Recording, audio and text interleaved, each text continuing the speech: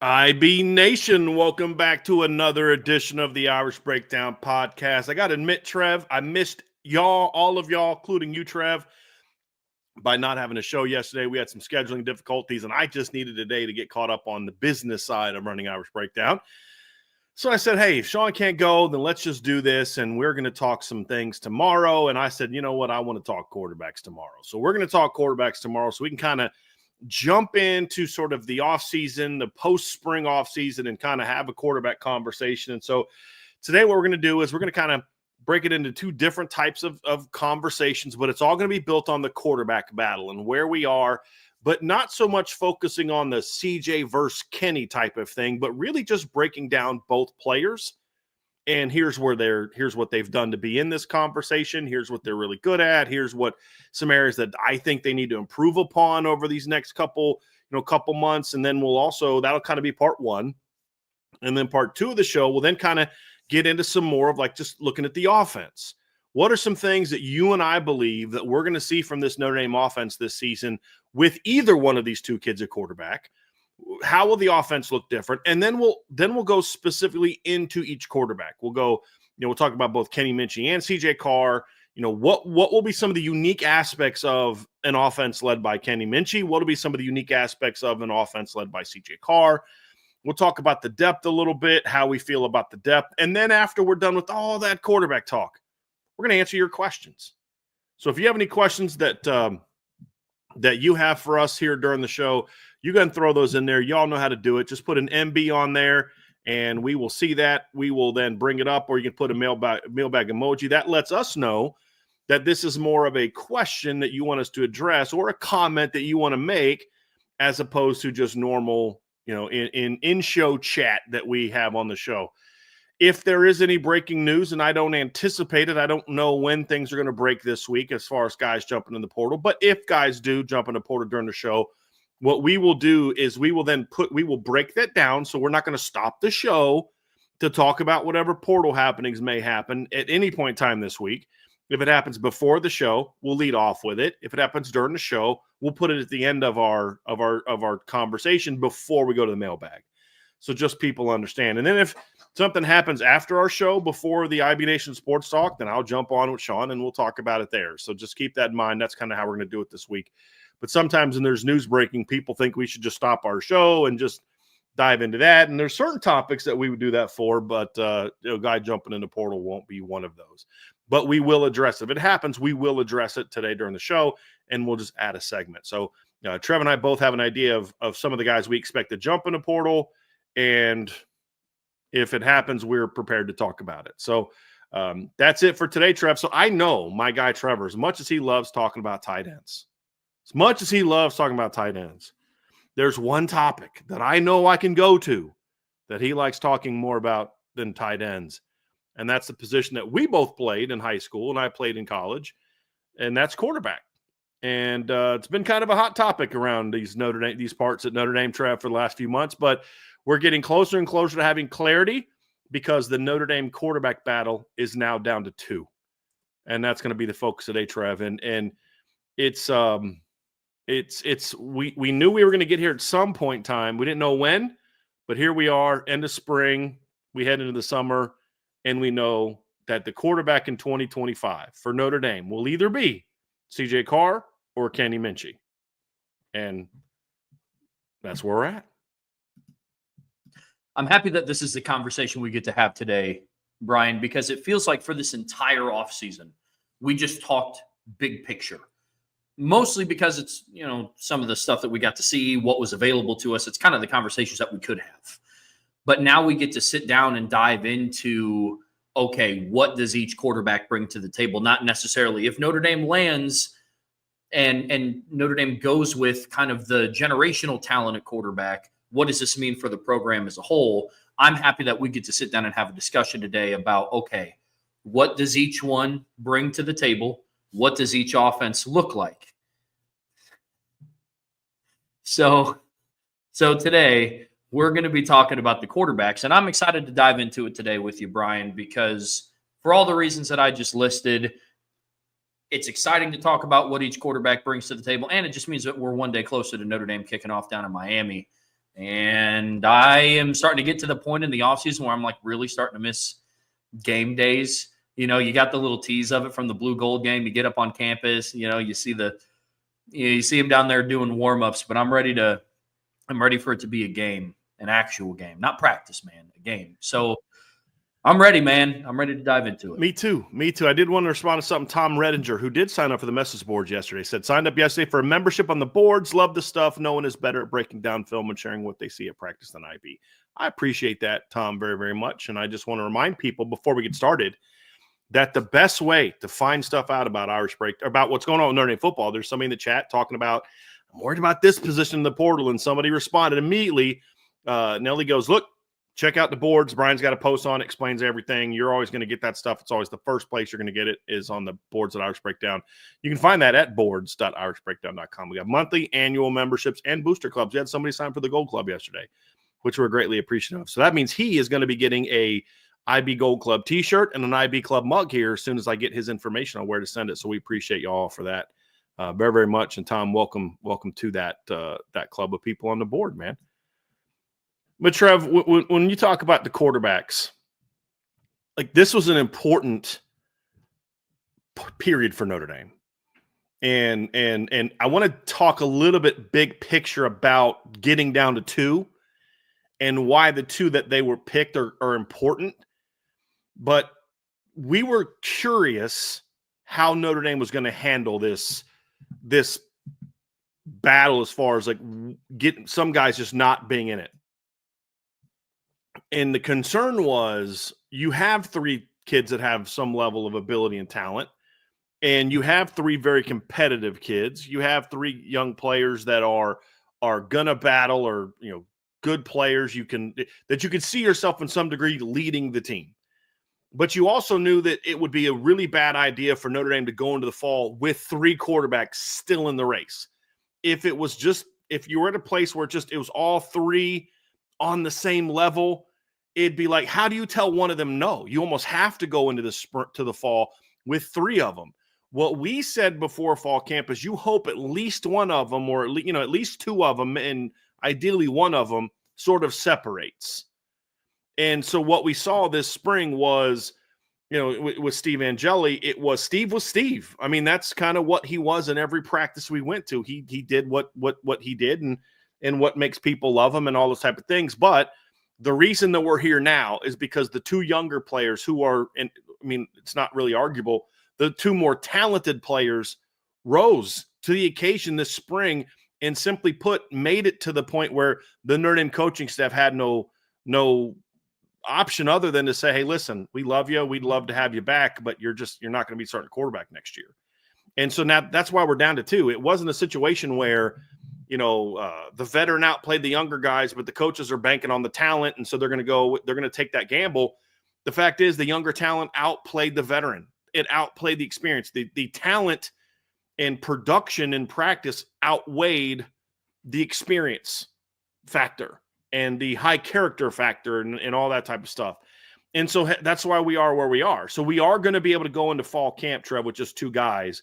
And I think that's incredibly important to go into the summer once they get back in June. So they'll finish up their classes over the next couple of weeks, and then they'll go home for just a little bit, and then they'll come back for summer class, and then they work out all summer, and then they'll go home again for a week or two, right? Before fall camp starts. But to go into the summer even with only two guys here, meaning more reps for them this summer. And then of course you're going to have your full allotment of players come June, because Malachi Fields will be here. Will Pauling's going to be healthy. Ty Washington will be here. James Flanagan will be here. And then you go into fall camp with just two guys battling it out. And I think that was a vitally important, not just for the coaches to make an arbitrary decision to get there, but to get there because that issue was forced upon them by the performance of the two younger players adds even more importance to the decision that was made and value and to where you are. As you feel a lot better about, at least I do. I feel a lot better about the quarterback room now, knowing that how it transpired this spring and what's in front of us, than I did before because we didn't know if anybody was going to rise to the occasion. And what we saw was all three rose to the occasion, in my opinion. All three, including the kid that left. They all three rose to the occasion. It's just that the talent of the other two carried the day and rose even higher, not because they're smarter or tougher or harder workers, because they're just better. They're just more talented. And so now we go into the spring or summer with what I hoped that we would be. Honestly, Trev, is that the two young guys remain standing and were the two that shine brighter than anybody else during the spring. Yeah, big picture for me, the thing that kind of puts my nerves at ease is this is the first time we've gotten to see Marcus Freeman in a true quarterback battle setting. I guess the next closest thing that you could call that he had was Sam Hartman and Tyler Buckner in 2023. But again, like we've alluded to on the show multiple times, you don't bring in a guy like Sam Hartman for his 6th year of college football to be a backup. But for all intents and purposes, that was the closest thing that he had to a quarterback battle up until this point. And we had heard a lot of things and how they were going to conduct practices and how communication was going to go. And both parties rose to that occasion. To your point, Brian, the players did. They all did what was expected of them. And they all performed to the highest of their abilities. And the two more higher ceiling kids emerged as the leaders in this competition. And that's not surprising. Take quarterback out of it. That's what you want out of any position battle. But then you look at how the coaching staff handled it. And there was some thought a little bit, maybe a little bit of the BK PTSD stuff that we had talked about before. But you remember how quarterback battles would go down, say 2016? Ring any bells to anybody? And you were worried that you being the Notre Dame fan base were worried that, gosh, what if this happens again? What if it's not handled the right way? What if the locker room starts to become divided? What if one or two of the guys in there starts getting their own feelings? But Marcus Freeman has built a strong enough culture that it's, hey, look, yes, you are competing against person A, person B, but you need to be competing with yourself to get better every single day. And the rest will kind of take care of itself. And from what we've gotten to see and from everything that we've heard, that is how all three of the guys took care and handled business, really from the end of the national championship game up until Steve's decision last week. And so I, for one, am very comforted by that fact that everything, all the cogs in the machine were working the way that they should have throughout this entire process. That to me gives me a level of ease. And now, Brian, to your point, we're going to have a battle between the two highest ceiling kids in that room going into 2025 to see who's going to lead this team ultimately when they travel down to Miami on August 31st. It's really exciting for me. And so I'm sure it's exciting for a lot of other people here too. Well, it's a great place to be as a program, Trev, when you're having battles determined because just you had multiple players in a conversation. They all rose to the occasion. This isn't a situation where, Steve went out there this spring and just sucked, man. He was turning the ball over all the time. He was terrible. He couldn't run the – no, it wasn't that. You didn't want one of the young guys to win because of how bad somebody else was, right? You wanted somebody to win the battle because they rose their level of play. And I think Steve set the floor for what the play should be with how he performed this spring. And it was going to be up to the other guys to rise to the occasion, and they did that.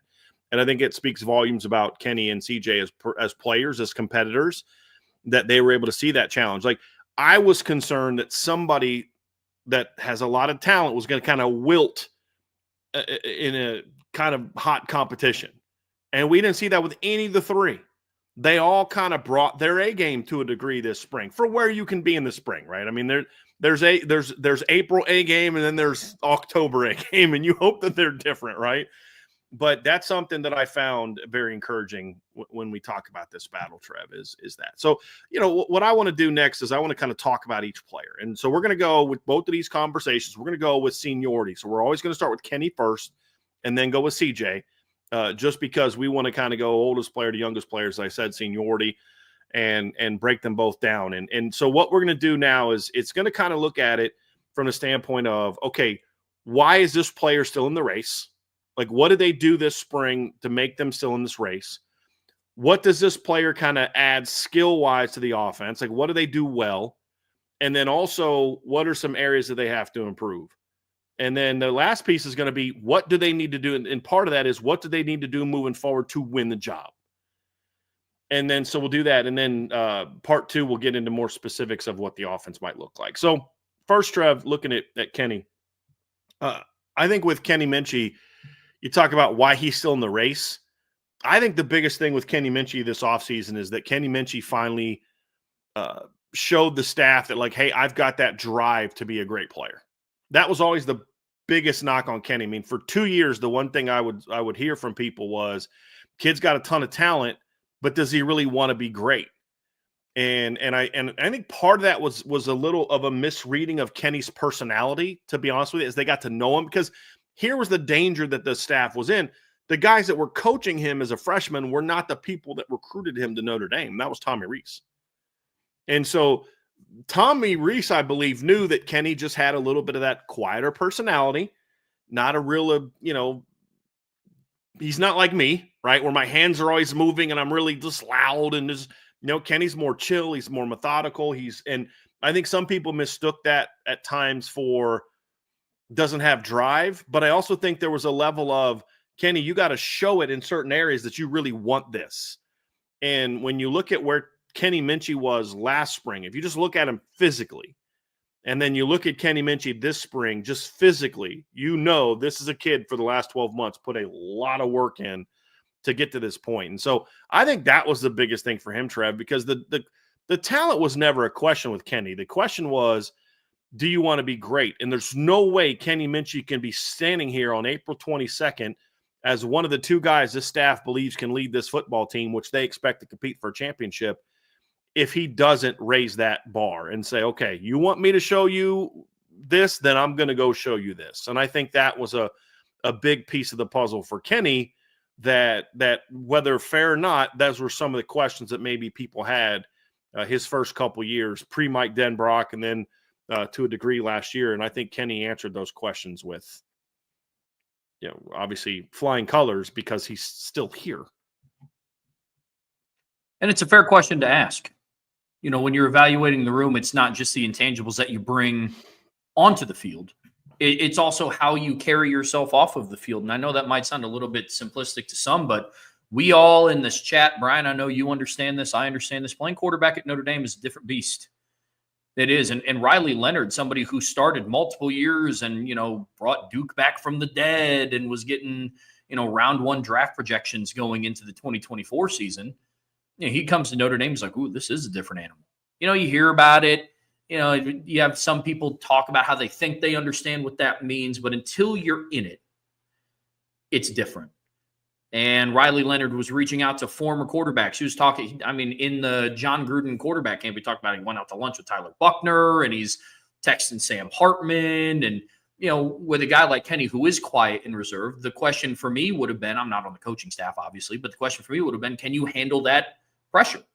And I think it's easy to associate like the quiet, reserved person with like not ready. Not that it's fair, not that it's a fair analysis, but I think that's just kind of coincides a little bit. And so it's good to see him. We saw it in practice, step up more in drills. It wasn't from what it sounds like, it wasn't, the Kenny of the past of, I'll just hop in when it's my turn, or when they needed somebody for a rep.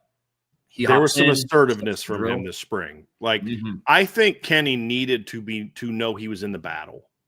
Like last spring, it's like in his defense, what was the reason for him to like go out there and grind every day like he's competing for the starting job when he's not? It's just about, look, I'm just trying to get better. I'm trying to improve my game. I'm trying to, and again, I think some of that was at times maybe a misreading of his personality. But I also think that Kenny now is a little bit more, okay, I got to show that I can lead verbally. That's part of being a quarterback. I got to show that I can do this. And I think he did that. I think when you talk about like why he's in the race and what he still adds to the offense, I think one of the biggest misconceptions about Kenny Minchey is that he's in this battle because he's the better athlete. And I think that's a misreading of his talent by us, the fan base. And I didn't rank Kenny Minchey as a top 100 recruit because he was an athlete. Because the reality is in high school, he didn't really show that. He was not a guy that ran around a whole lot. I mean, I think his junior year, the one like real healthy year he had in high school of his last 2 years, he ran for like less than 300 yards. He only ran for like 20 something as a senior. That was something that I think emerged once he got to Notre Dame. Kenny Minchey got recruited to Notre Dame because he could sling the football, and he was a guy known as a guy that had a really high football IQ. And that's the reason Kenny's in this battle. If this was just about Kenny's like if Kenny was just like the next Riley Leonard without the experience, this isn't a quarterback battle. It's over. It's best of luck to you wherever you're going to go, Kenny, but this is CJ's job. Or we'd love to keep you as the backup, but this is CJ's job. Mike Denbrock wants and needs, first and foremost, a guy that can spin the football and beat you with his arm. And Kenny can do that. And we saw glimpses of that this spring as far as some of the big playmaking ability. We saw it last spring. But when he's right, this kid, I would argue, I mean, of the guys in the battle, he has the strongest arm. And I don't think there's really a lot of doubt about that. He's like, as far as just like pure power. But this is a kid, I think there's a debate going on the board about, I like Kenny because he's a dual threat quarterback. Why do you think Kenny Minchey's a dual threat quarterback? Because he scrambled a couple times in a blue gold game? Doesn't make you a dual threat quarterback. I mean, lots of non-dual threat quarterbacks do that all the time. He's in this quarterback battle because he can do damage with his arm. That first and foremost, because if that wasn't the case, then he wouldn't be here. He'd be told, hey man, you're not it. We love you, but you're not it. So I think that's the thing is this is a young man that's got a very strong arm, very quick release, and a player that I mean, when you look at it, Trev, when the offense is clicking, you're going to be impressed with what he does throwing the football, not what he does with his legs. First and foremost, I should say. Yeah, I don't have a whole lot more to add there, man. I mean, his football IQ is above where some other inexperienced players would be at this point in time. He's a fantastic arm talent. Literally, before I got to go see any practices, my evaluation of him was just watching him in warmups. But again, you could tell that it comes out a little bit differently. Same with CJ. But Kenny has a really strong arm. You saw it at the blue gold game. I mean, Will Pauling is a fast receiver. We saw him with a little bit of a giddy up there on Ben Minnick, and Kenny Minchey overthrew him. On the opposite hash, heading the different direction, and so Kenny can get it there. That's for sure. His football IQ gets him to where he needs to go. And there is an aspect to his athleticism, but that's not the driving force as to why he's in the competition. So I'm with you. I do think, however, that we would also be misguided to not talk about his athleticism. Because what's interesting is that's not something that I liked about his game coming into high school, because in high school, he was a lot like CJ was, where he used his legs to buy time in the pocket to throw the football down the field. It wasn't really until last spring. That was the first time I'd ever seen Kenny Minchey like, wow, Kenny is looking to run here on these scrambles. And then, of course, we saw him with a really impressive touchdown run against Purdue, where he showed off that speed and athleticism. And then I think as he found some of that success, I think he started to lean into it a little bit more. Like, hey, I do have this ability. It is different than the other quarterbacks, so let me utilize it. I think being around Riley Leonard helped him a little bit too, with some of that decision making and just kind of seeing how that process works out. But I do think that he's in this battle primarily, number one, because of what he can do with his arm. But I think the battle's as close as it is because he does add that element as a runner that I don't even say that CJ doesn't have. It's just more, but he adds that element as a runner. And when you look at some of the success, I think one of the misconceptions about Mike Denbrock is that he wants a dual threat quarterback. I don't think that's accurate. I think Mike Denbrock's like just about every other pro style type of coach. He wants an athletic passer. That's what he wants. Not a dual threat, but an athletic passer. If you look at Jaden Daniels didn't need to run to be dynamic. I mean, if you tried to keep Jaden Daniels in the pocket in 2023, he's going to tear you apart. He just was. What made him special was he added that running element to what he did in the pocket. This isn't like he wasn't, some dual threat. I'm a good passer, but I'm good because he's not Jalen Milroe, who's got a big, strong arm. He's really athletic. That's a dual threat quarterback that has a lot to learn as a passer. What Jaden Daniels was, and what I believe Kenny Minchey can be in college, is a guy that can be a major weapon sitting in the pocket, going through his progressions, getting the ball out accurately, making good reads, making some big-time throws with his arm, can also do some things athletically to avoid pressure, get outside, get the ball out on the perimeter on the run. We saw him in the Jersey scrimmage make a really impressive comeback throw to Elijah Burris. It was just like it was like right in front of us too. It was like, whew, I mean, you could hear the ball getting to Elijah, and you're just like that he brings that to the table. And then as he got to Notre Dame, the ability to be a legitimate runner also was added to his game, which makes him an even better prospect than what I thought he was going to be coming out of high school, because that wasn't really a part of his game coming out of high school. And so when I graded him as a top 100 recruit coming out of high school, it was because of the throwing ability, and the athleticism aided the throwing ability. Now he adds a little bit to that. So I do think that can't be ignored. But if you're going to compare Kenny Minchey to a past Notre Dame quarterback as a runner and as an athlete, it's not Riley Leonard, it's Ian Book. And it's not Malik Zaire, it's Ian Book.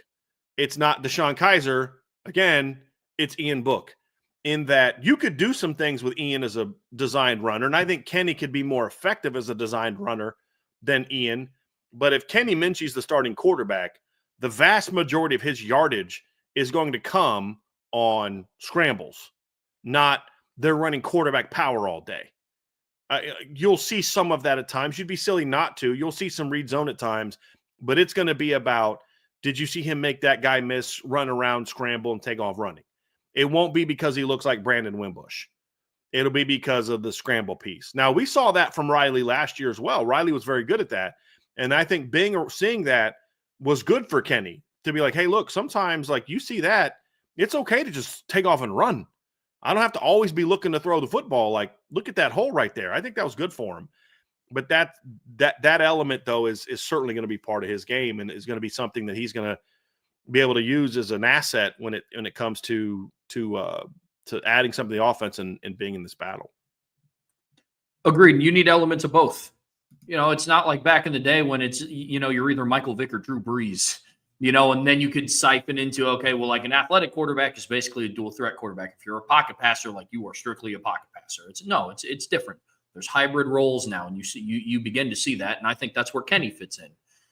I think another thing that he brings to the competition in comparison to who he's competing with, he's a little bit thicker of a kid too than what CJ is. Not by much. I don't want to make Kenny Minchey have to sound like a tank, but CJ Carr is still finishing up his freshman year of college. He's getting ready to be a redshirt freshman, and he's a little bit more wiry than what Kenny is, and so we've seen Mike Denbrock have the ability to call like design quarterback runs, and I think that is something that Kenny brings to the table. I don't know how many design runs they're going to use with CJ Carr, not because of his inability as a runner.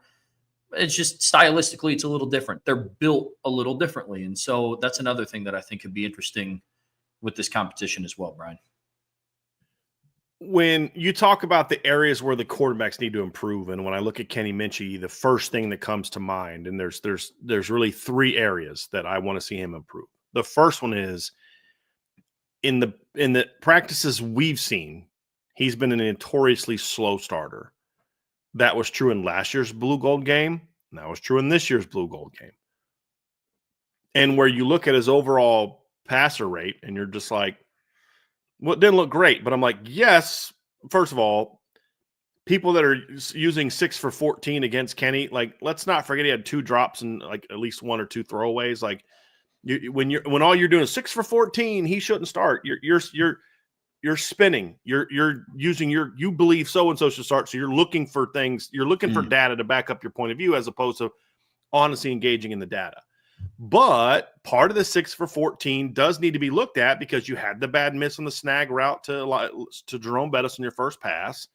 You were late throwing the over route to Logan Saldate. I believe it was Logan Saldate that Tabron Benny Powell broke up. Last year in the spring game, same thing, Trev. He was a slow starter. You had the early interception that wasn't good.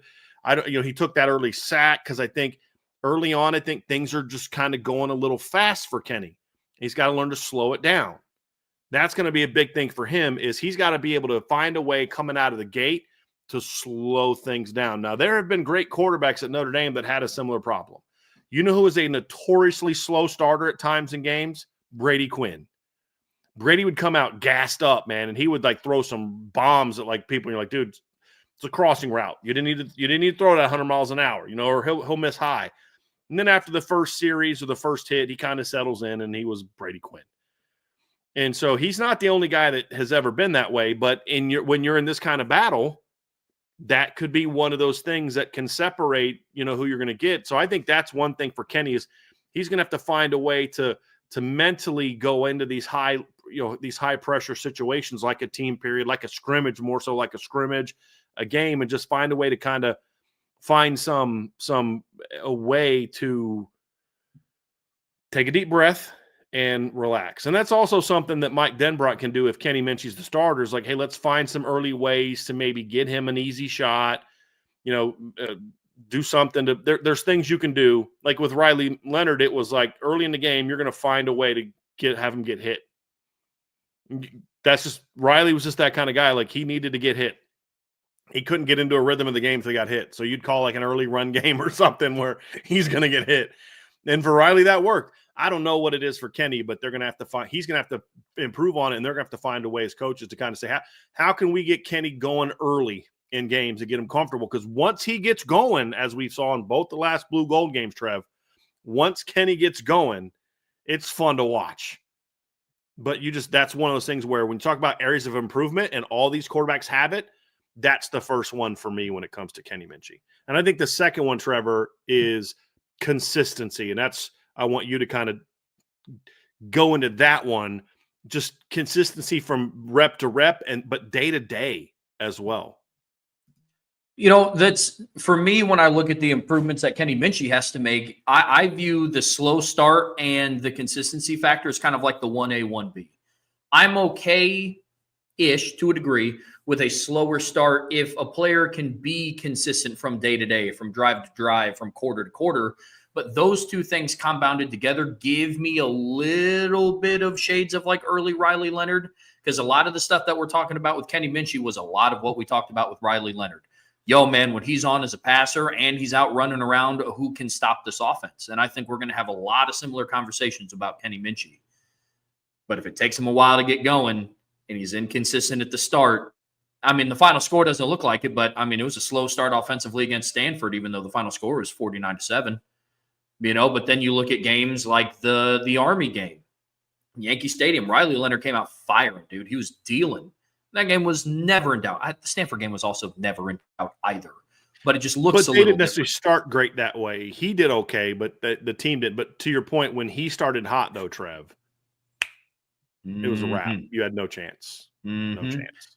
And now I do believe that based on Kenny's skill set and his ability as a passer, I think he can dig himself out of that a little bit quicker than what Riley Leonard could.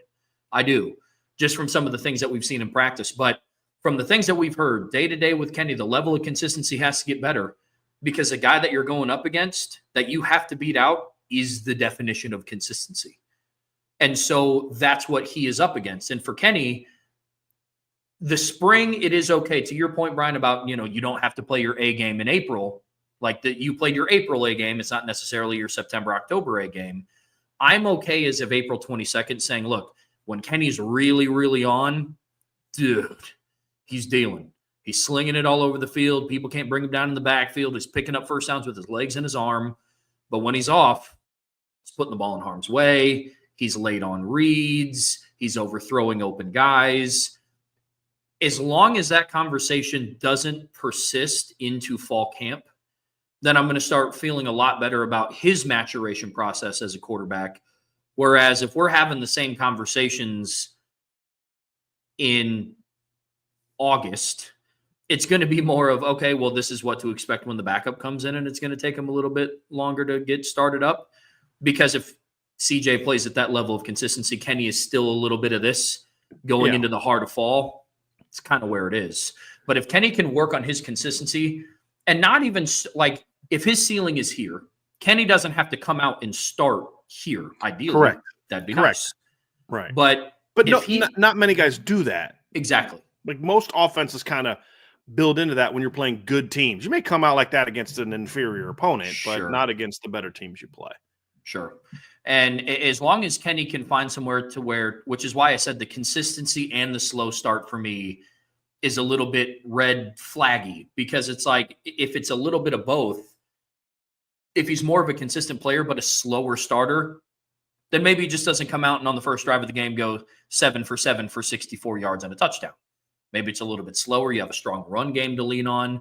But if it's one of those days where he's a little inconsistent and the first couple drives of the game he is putting the ball in harm's way, he is misreading things, that's where it gets a little You said that twice, Trev, and that's the third thing for me with Kenny is you said put the ball in harm's way. Look, turnovers happen. Interceptions happen.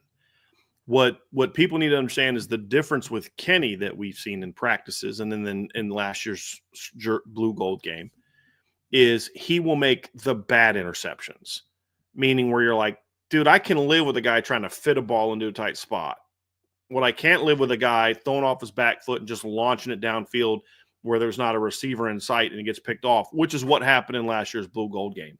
I can't have a guy locking in. You're on a nice drive. You're getting close to the red zone. You're in the enemy territory. You're driving out for a score, and you just lock in on a guy, and you just throw the ball, and you just give away that you're going there, and the guy steps in front of it and picks it off. Like, those are the things we've seen from Kenny that you got to avoid those bad mistakes. And if you can limit those bad mistakes, and every quarterback makes them, then that's something that's going to help him ultimately at the end of the day. And when you talk about, what Kenny needs to do to win the job, which is sort of the final piece of this conversation, it is not only improve on those things, but limit the turnovers, limit the bad turnovers, limit the bad mistakes, limit the bad sacks. Like, you can't take a sack on fourth down. You've got to have better pocket awareness than that. Like, you've locked in on a receiver, and you're so locked in on that receiver, you don't see Preston Zinner coming around unblocked and make that sack. Like, that's where your athleticism needs to carry the day. But when you're just kind of locked in on that read and you don't see that's how a potential scoring drive gets negated. Those are the things that Kenny's going to have to improve upon, Trev. But the last thing is, obviously, when you talk about what's he need to do to win the job, be more consistent, avoid the bad turnovers. But what does that do? What do those things do, Trev? When you are more consistent, when you do limit the bad turnovers, that means now your playmaking is shining. And the thing about Kenny is he will never be as consistent as CJ Carr. They're just not the same player. But when you can close that consistency gap, that's when your playmaking ability carries more weight. Because when you are in a conversation like this, where it is a battle between two really talented players, and you're looking for separators, yeah, that guy's going to make more plays, but I got to live with the bad plays. Well, but what if I don't have to? What if I have a guy over here that maybe doesn't make as many of the big plays with his legs, but he doesn't make as many of the bad turnovers or misreads or whatever? Then I'm going to go with that guy over there. For Kenny to win the starting job this summer and in fall camp, it's limit the bad turnovers, be more consistent with your approach and your results, and then allow your playmaking to shine. Because what you can't do is be more consistent and not turn the ball over because you're now unwilling to take some of those shots or some of those chances. That's not what's going to win you the job. It's stay this way, be aggressive, look to make plays, but limit the bad turnovers. Like, here's what I don't mind. It's 3rd and 5. Kenny's scrambling around. It's midfield. He's trying to make a play. He takes a shot downfield. Ball gets tipped and picked off. I can live with that. Like, I don't ever want turnovers, but I can live with that. What I don't want is, like I said, last year, blue gold game. You're driving a little bit. You get pressured. You throw off your back foot. And you just launch it down the middle of the field. And the only guy near the ball was Luke Talich. Like, that's what I can't have. And as he can eliminate those things while maintaining that aggressiveness and that playmaking ability, then that's how he's going to have a shot to win this job. Because that will then lead to him doing what you ultimately need to do is who's going to win the job? The guy that can most consistently move the offense down the field into the end zone. That's ultimately, like, all the different things, that's who wins the job. The guy that can more consistently and more effectively and efficiently lead the offense down the field on scores. And the biggest stat in the blue gold game was not passing yards or rushing yards or this person's completion percentage. It's who had the higher percentage of drives that resulted in points. It was CJ Carr. That was it. Who had the second highest? It's Kenny Minchey. I mean, that's how these things ultimately get evaluated, all the things that lead into that. And so for Kenny, that's why that consistency piece is so big, because if you can be consistent, not as consistent as CJ, just for that best version of yourself, and then the talent, the playmaking is there, Trev, that's how Kenny Minchey wins this battle. For me, mine big picture, last thing that I'll add with Kenny Minchey is mentality-wise, attitude-wise, be who you were in the spring. Marcus Freeman openly told us in a press conference that his goal, the offense's goal, their team's goal, was to whittle it down to a 2-quarterback battle going into the fall, because there's just not enough reps going around. I can almost, I don't want to guarantee anything, but I would be beyond shocked if that message was also not reiterated to the quarterbacks, because throughout this entire competition, they've communicated very well, hey, here's the reps you're taking in practice. You're going to start out with this team. You're going to start out with this team. Here's how the format's going to look like. I would be amazed if that same conversation that Marcus Freeman had with us at a press conference wasn't the same that he told his quarterback room. I'm going to be interested to see how Kenny battles it now, not having to be, okay, I just got to be one of the top 2 guys, to, okay, now you have to go be the guy against somebody else who has been preparing since he stepped foot on campus to be the guy. Not saying that Kenny hasn't, but that's just everything that we've heard about CJ. He prepared every single game like, yo, if I got to go in, I'm going to be ready. And so that's – go ahead. No, you're good. We're talking about Kenny. I was going to jump in some about CJ. Keep going. Yeah, and so when you sit down and you look at what Kenny has to do big picture from a mentality standpoint, is that you have to carry it with that mentality that you are the best guy in the room. Because it's different going from, okay, I got to be one of the best in the room in the spring, to like, okay, now I have to show that I am the guy. And I hope to see that from Kenny this season, because not only is it going to continue to make himself better, it's going to make CJ better too, man. I think that's a part about this whole thing I love, is that for Kenny to be in the battle, he's got to play at a level that then pushes CJ. And then for CJ to be in the battle, he's got to play in a way that pushes Kenny. And at the end of the day, whoever wins the job is going to be closer to their peak value or peak potential at this stage, right? 2025 potential is going to be different than 26 and 27 potential usually. Yeah. Because of that push against each other. Mm-hmm. You know, you get that anything you can do, I can do better type of mentality, right? It's like, you know, as I've used this analogy before, but part of the reason for Larry Bird's greatness and Magic Johnson's greatness was the presence of the other. They would have both been Hall of Famers without the other, but they achieved all-time just elite ever to do it status partially because of that battle against each other. You always had something to kind of say, I need to be this. And if I want to be this, like Kobe Bryant was always chasing Michael Jordan. Like he wanted to be better than Michael Jordan. Now, I'm not saying he was, but he was always chasing that. And it wasn't, I want to be this. It was like, and I think that kind of competition brings out your best qualities. And that's also something I'm excited about, is because both of these players did perform as well as they did this spring. It tells me they've got a little bit of that dog in them. They're like, okay, CJ's bringing it today. I better bring it today. Or Kenny's bringing it today. I better bring it today. And I love that. I want to move over to CJ Carr next, Trev, and talk about, you know, why is CJ Carr still in the race? And ultimately, at the end of the day, with CJ, it comes down to, without a doubt, this is your best passer in the battle. This is the guy that gives you the best chance to have the most efficient, explosive, and productive pass game.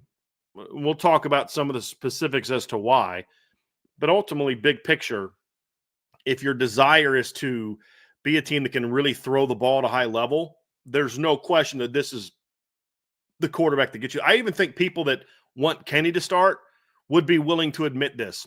Most of them, like reasonable people, say, yeah, if it's just about throwing the football, like if we're talking about, like, Notre Dame's going to enter a 7-on-7 tournament, who's the quarterback on the roster you want? I think him being hyperbolic, I think Kenny might be like CJ. You know what I mean? It's like, I've always said this, like, who would you rather have as your quarterback in a 7-on-7 tournament, Tim Tebow or Tommy Rees? I'd rather have Tommy Rees. But once you put 11-on-11 and you put them pads on and it becomes big boy football, there's nobody else I'd rather have than Tim Tebow in that kind of conversation. And so that's the biggest reason I think that CJ was in this conversation is this is that guy that raises that level of play in the passing game. And what does that look like? I think the first trait when you talk about what CJ adds to the offense, Trev, you mentioned it earlier, it's consistency. And that's what we hear from all of our sources. Like he just kind of is what he is every day. And every quarterback has a little bit of this, but what you want to avoid is like this type of high-low.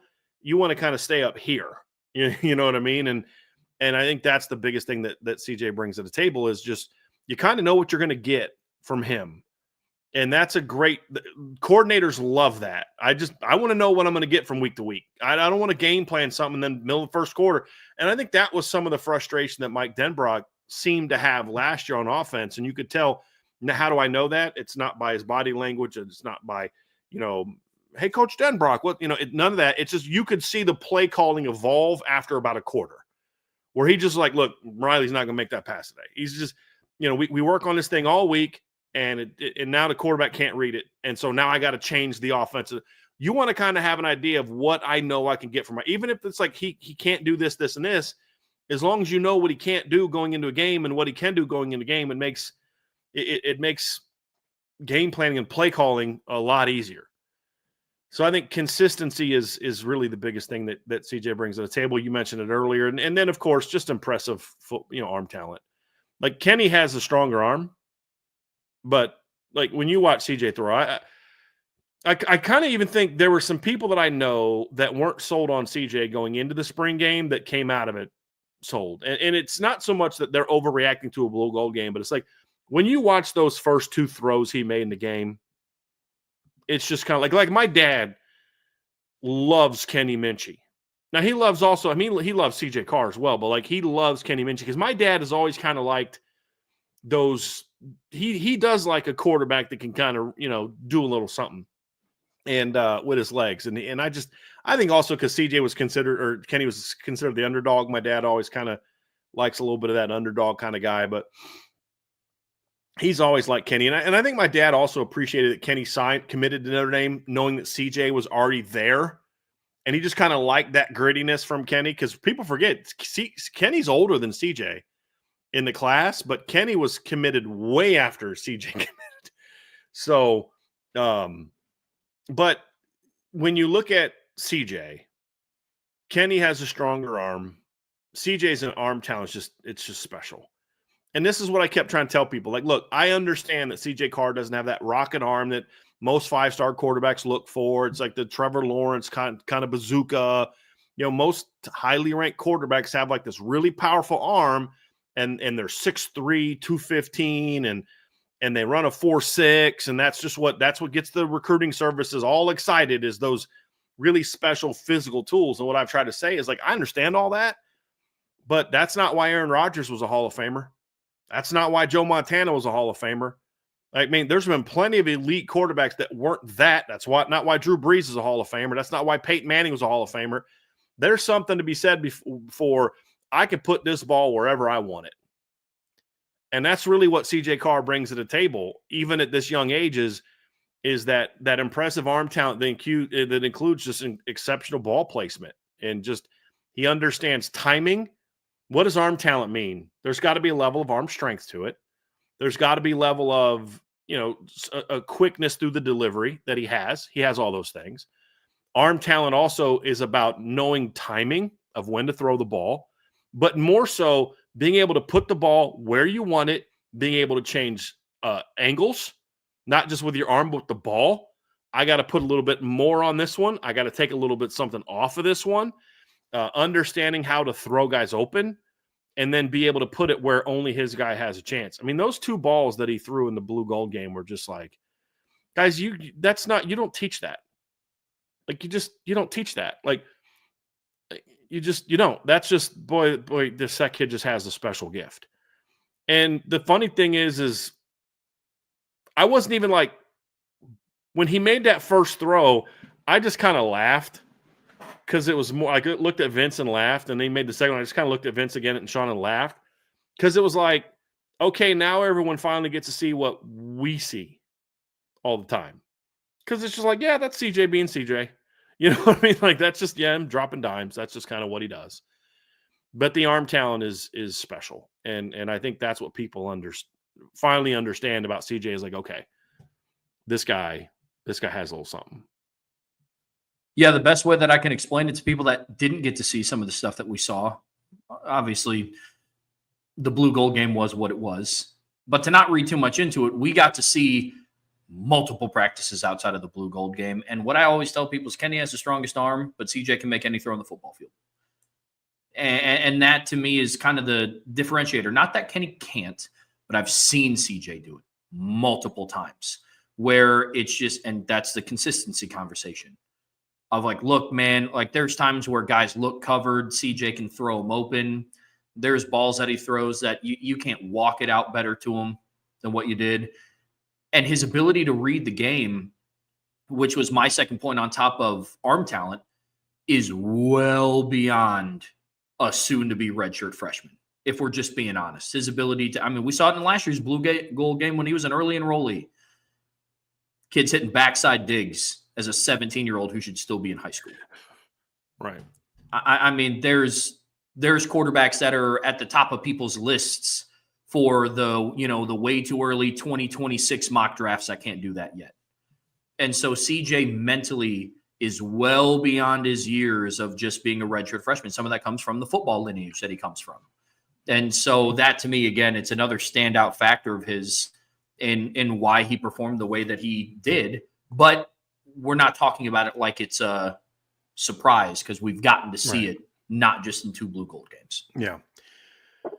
I think there's also, there's a level of poise that I see when I look at CJ Carr as a player as well. That is a little bit unique for someone his age. And you see it in the game. Like the first throw, what happened? They were running a bootleg under route, to the tight end. So they're basically running it's not smash, but it's a high low. It's that is, you're reading it a lot like smash. There's a under route and then a corner route. The ball was not meant to go to Kevin Bauman. You could even see Kevin Bauman run the route. He did not think he was going to get the ball. He didn't start running, really accelerating until he saw CJ look downfield and he was like, let me go. And that was a great awareness by Kevin Bauman to see that and say, go to green, go to the open area. And so CJ sees that. He takes a step back to get himself some distance between the pass rush, and then he just throws it up. That was an example of throwing a guy open. Throw it into the area where only he can catch the football. And that was a more impressive play even than the slot fade to Jack Larson, because the throw to Jack Larson was actually a tougher throw. But that was the read. I mean, it was there. I'm going to give my guy a chance to go put it. It was the more impressive physical throw. But what the first throw showed me was a level of poise that, hey, this first read's not there. The under route's covered. Safety's down low. So if a Don Schuler's down here, guess what's not there? Something behind him. So if number 8's underneath the tight end, then I know that I can get this ball over top and either Kevin Bauman catches it or it's an incomplete pass and we live to fight another day. Right? Like that, but just that poise to be able to see it and think about it and go do it is like, okay, that's something that you see relatively consistently. That doesn't mean every read he makes is perfect. There's definitely not some. Like we were talking in the 7-on-7, I think the first or second play he had of the 7-on-7 of the Jersey scrimmage, he has a seam route open. And I'm like, dude, you got to throw the seam route. Later in the game, in the blue gold game, it was CJ that didn't throw the corner route, correct? Like that was him, not Kenny, right? That I wanted him to throw that corner route in the end zone. Elijah Burst was coming open on the corner a little bit late. I want to see CJ put that ball over there and give him a chance to make that play. So he was far from perfect, and no quarterback is.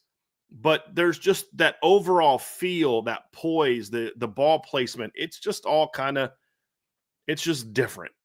That's really what he is. But as I said, he's still a work in progress as well. There's areas where his game's got to improve. Number one, he's still got to get stronger. Like I still need to see CJ put on a little bit more armor this offseason to make sure, can you get through a 16-game season? Like that's going to be important to me. The other part too is, and this is why I think there was a significant misconception of a statement that I made about CJ's interception in the blue gold game. So look, I don't like the throw as far as just a pure evaluation of the play. Hey, that's not the throw you should have made. Guy was undercut. The corner dropped. They played it well. Just hit the check down. But the reason I liked the throw also is because one of my biggest desires for CJ is I want to see you be more assertive. I want to see you realize it's okay to make a mistake. It's okay to throw an incomplete pass. It's okay that maybe you might even get picked off, but I want to see you take some of those chances because you've got the arm talent to do so. And that's something that the blue gold game was what did excite me about that performance is we did see more of that from him with the throws he made, but then also the interception. And so am I just like keep making that throw? No, I can correct that as far as the read, but the assertiveness to say, I got to go make this throw. I'm going to make this play and to try to zip that sucker in there. I can live with that because there's going to be another time when he's going to understand that play is there that I want to know that he's going to be able to take. And so that was encouraging for me, Trev, but that's a one-time thing. I need to see that more consistently. Mm-hmm. It's just a willingness to say, hey, man, you don't always have to be perfect. You don't always have to make sometimes it's okay to just let your dudes be dudes. And that's what I loved about the throw to Jack Larson because it wasn't open. Jack was not open. CJ threw him open, and then Jack did a great job of fighting for the ball and just having great concentration. Say, I know the safety's on me, but I'm just locked in on the ball, and I'm going to go fight for the ball. Mm-hmm. It's a great job by CJ, but it was a great job, an even better job by Jack Larson because he was not open. But you got to let your guys go do that from time to time, Trev. Sometimes it's like, guy's not open, but give him a chance. It's a one-on-one. Give him a chance. And so seeing some of those kind of taking some chances, it's like, I want to see a little bit more of that from CJ. I can harness some of it and, here's how we don't throw a pick next time, but I like the attitude that was behind it, and that was there. Whereas Kenny, I have no problem with that. I mean, Kenny's going to throw picks like that. That's part of life. You live with that because you know he's going to then counter that with some big-time plays. Those type of picks, I wouldn't get mad at Kenny for. It's the ones where you're like, why did you just throw it into triple coverage? That was clearly not that was clearly like a bit of a panic off your back foot type of thing. So that was a positive for me, Travis, to see CJ but he now needs to carry that into the summer and fall and just, it's okay sometimes to be like, hey man, it doesn't always have to be perfect. Just, it's okay to take some chances, be a little bit more assertive in that regard. I don't know if the Notre Dame coaches would say that about, but that's certainly where I'm at. I'm with you, man. I don't have a whole lot more to add. The one thing I will say about the interception, and this is no slight to Logan Saldate, I'm just about to bring up a couple of guys that have just played a lot more college football than them. I don't know if that pass gets picked off, if that's to Malachi Fields or to Jaden Greathouse or to Will Pauling. Ben Minnick made a great play on the ball. He did. And I'm not saying either one of those receivers would have made it a completion either. Who knows if it's a pick? But I'm in the same camp as you of like, look, I'm just happy to see the shot being taken. Because that was some of my biggest gripes as well about past Notre Dame quarterbacks is the unwillingness to take that shot. And you kind of have to walk that gray line of like making a risky throw versus putting it in harm's way. That's a very fine line to walk. But I'm with you. Outside of that, the biggest thing that I need to see from CJ too is just continue to bulk up a little bit because he is still, as of right now, a true freshman getting ready to go and do his sophomore season. And he's not a naturally thick guy. Yeah. Like he's a little narrow. So there's going to need to be a little bit of a need for that without then getting too big or too thick or, getting tight and those type of things. So that's kind of where I'm at. That's where I'm at. So yeah, that's where I'm at. And I just love, I'm not even going to let him distract me today. Not even going to let him do it. But so those are things that I want to see because no one with a brain thinks they're going to go through a season and never turn a ball over ever. That's just the dumbest thing. You can't possibly. Option teams will throw the turnovers. It's just you need to make. There's ones you can live with and ones you can't. Because the point with CJ is if you're not willing to take those chances, then you'll never make plays in those situations either. And that's kind of where you live with it. So the other thing with CJ too is. at times I feel like, and this is more of a high school thing, this is one of those criticisms that I have of him from high school, because we haven't seen him play like in a real game situation where he can be tackled. At times, CJ would hold on to the ball too long while he's moving around the pocket or trying to buy time and waiting on guys to come open. And that would result in sacks or unnecessary hits, like 5-6 seconds after the ball's been snapped. You know, where he'll make a guy miss, and instead of saying, like, look, I made that guy miss, I just got to run for 4 yards. He'll then try to, you know, stay in the pocket and stay active and try to find somebody open, and that would result in hits, getting hit from behind, the ball getting knocked out. That part didn't happen very often. Or just getting set. Where it's like, hey, man, sometimes it's okay to just check it down or throw it away or run. That's the other thing, is it's okay to run here. You don't always have to be looking for the place to throw the football. So it kind of sounds like, well, didn't you just say, but it's not that he's looking to take chances. He's staying with the read too long, meaning he's waiting on someone to go make a play instead of saying, look, this is here, take your 4, and we'll get to 2nd and 6. It's okay. I'd rather be there than 2nd and 15 because you keep running around, scrambling, trying to wait for somebody to get open, and nobody gets open. And now you're at a point where you've run back into the pocket with all this moving around, or they've done something to come off of a block, and now you're going down. So that's a part of his game too. But that's more of a high school criticism. I don't know how that's going to carry into Notre Dame. We don't know because we haven't seen him play like in a real game situation. The blue gold game is not a real game in that regard, because when I don't care what anybody says, when you're wearing a red jersey, there's just things you're going to do as a quarterback that you wouldn't necessarily do if you weren't wearing a red jersey. So that's a part of his game that I want to see as well. That's that final piece. Like, hey, know when it's okay to just take that check down or just to run and those type of things. And it kind of like ties in with the assertiveness in a very unique way, because what I'm saying here is not that he's trying to go make some crazy type of Josh Allen type of throw. It's just he always wants it to complete a pass.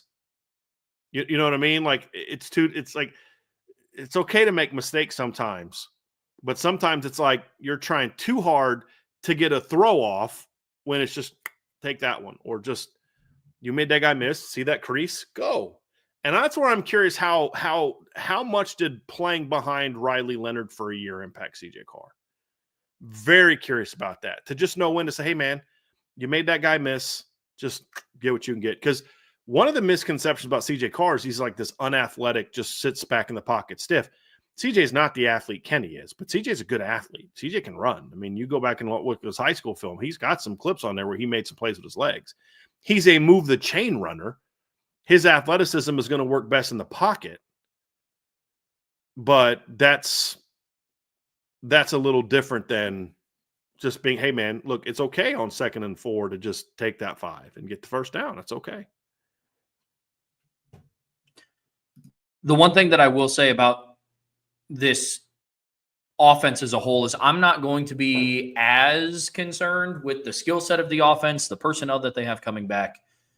Last season, Marcus Freeman got a lot of heat because he talked about Riley Leonard just needing to live within the offense at times. This year, because it's year 2 of Mike Denbrock, and no matter who he starts at quarterback, the passing game, I think, is going to be elevated, regardless of if it's Kenny or CJ. In the situations that you're talking about, Brian, of like, hey, sometimes you just live with the check down. Hey, sometimes just throw it out of bounds. That's what I mean more of living within the offense. I'm not going to have as much of an issue with it this season if it is kind of the takeaway after some young learning bumps and bruises. Like, hey, dude, just live within the offense. Like, we have playmakers at every level. Every throw doesn't have to be this dynamic, oh, my goodness, how did you put it out there like that? Sometimes it's just you make the read and you get what you can get, you know. And so that's one thing that I'm going to be interested to see how CJ continues to develop.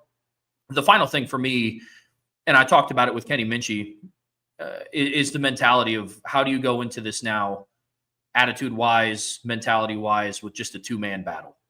And for CJ, I think they started out the spring like they should have. You know, look, like Steve's the veteran. He's going to, begin getting X amount of snaps, and then you have Kenny and then CJ, and you just kind of go in that pecking order. But there's many that believe that CJ's entering the offseason, number one in the pecking order. No depth chart has been released, but how are you going to carry yourself now? And the similar like to Kenny, I think they're going to continue to carry themselves the exact same. But now this is the first little bit of added pressure of like, hey, this is now your job to lose. How do you carry yourself? Same could be said for Kenny, because for all I know, Kenny could be in the lead for this job. So, hey, Kenny, how do you carry yourself now that, you're right? So that's going to be interesting to see. Because they both need to go into the spring like, this is my job.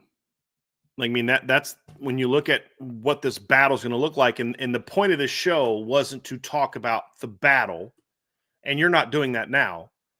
But your point about it is correct in that for each player, you're not like CJ said something in the spring, and I think Kenny said something similar. It's like, CJ, you're not competing against Kenny. Kenny, you're not competing against CJ. Like, there is a duel, like, okay, so-and-so brought it today, but it's you are working on trying to be the best version of yourself. And the way that you can be that is you got to start carrying yourself like you're the starting quarterback at Notre Dame. You've got to prepare every day like you're starting quarterback at Notre Dame. And if you're waiting to win a job first, then you're going to lose the job. You got to start carrying yourself today like, okay, Kenny Minchey, all right, I'm coming back next year, and this is what I'm going to do. CJ Carr, I'm coming back next year, and this is what I'm going to do. And every day, like weight room, organizing 7-on-7s, checking in on your teammates when you're not at home, all that stuff.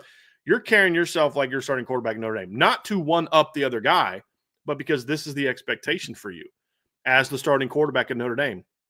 You can't be the starting quarterback at Notre Dame if you can't show that you can carry yourself and prepare every day like that guy. And that's going to be for both of them. That's something that both of them can do. So we're going to move on to the next section, Trev. But before we do, folks, do us a favor, hit that like button, hit the subscribe button, hit the notification bell, share this podcast. Give us a 5-star review. We would greatly appreciate that. And, of course, as always, the best way, the absolute best way to support what we're doing at Irish Breakdown is to make sure you subscribe to the message board at boards.irishbreakdown.com. So, Trev, as we kind of get into the second part of the show, the thing we wanted to talk about here is, okay, so we've talked about the skill sets of the players. We've talked about what they need to do and those type of things. Now let's talk a little X's and O's. Let's talk a little football. Let's talk a little bit of scheme. And so what we want to do with this next part of the show is we're going to talk about the depth at the end. But the first thing we want to do is we want to kind of look at it and say, well, what will an offense look like with CJ Carr or Kenny Minchey leading the way? The first thing, Trev, is to kind of talk about things that we think are going to be true no matter who wins the job. And those type of things are one thing that I think that's true. There's two things that we believe to be true no matter who wins the job. Just the fact that these are the two in the battle, these two things are going to be true. Number one is Notre Dame is going to be a far more effective passing team next year. A far more consistent, a far more efficient passing team. To what degree? That remains to be seen. But there's zero doubt in my mind that Notre Dame is going to throw for more yards and have a higher yards per attempt average next season than they did this past season. I think that's a given, just big picture. That's a given no matter who wins the starting job. Yeah, absolutely. Pass game is going to take that next step. And I think we're going to see more consistently from a week-to-week basis what the passing game looked like last year in moments against Louisville, in the second half against Penn State, in the second half against Ohio State. I'm not saying that every single week there's going to be a guy that goes for 7 for 180 and 2 touchdowns, but it's just going to be a more integral part of the offense, I think is the word that I'm looking for, because last season it felt like they went to the passing attack when they had to. This year, I think it's just going to be a part of the game plan. Hey, we can hurt you in both ways. It's a given that Notre Dame has the best running back room in the country coming back this upcoming season. What can you do to build on that? So their passing ability is going to play a huge part in it, no matter who it is, Kenny or CJ. Now, how much better will it be? I think there's room to discuss that, and I think depending on which quarterback wins the job will determine how much better. But just overall, I think that's true. But it's also one of the things, Trevor, that's not exactly like a rocket science analysis that only can be brought to you at Irish Breakdown. Like, they passed 198 yards last year and ranked 101st in the country. Yeah. Like, I think that's just kind of a given. But part of that is because we can talk about some of the issues Riley had throwing the football. He got a lot better second half of the year. There's no question about that. But part of that, too, just came down to he was such a dynamic runner that you just were going to lean into that a little bit. I mean, even in 2022, with all the issues they had that year, they still passed for about 8 yards a game more than they did this past year.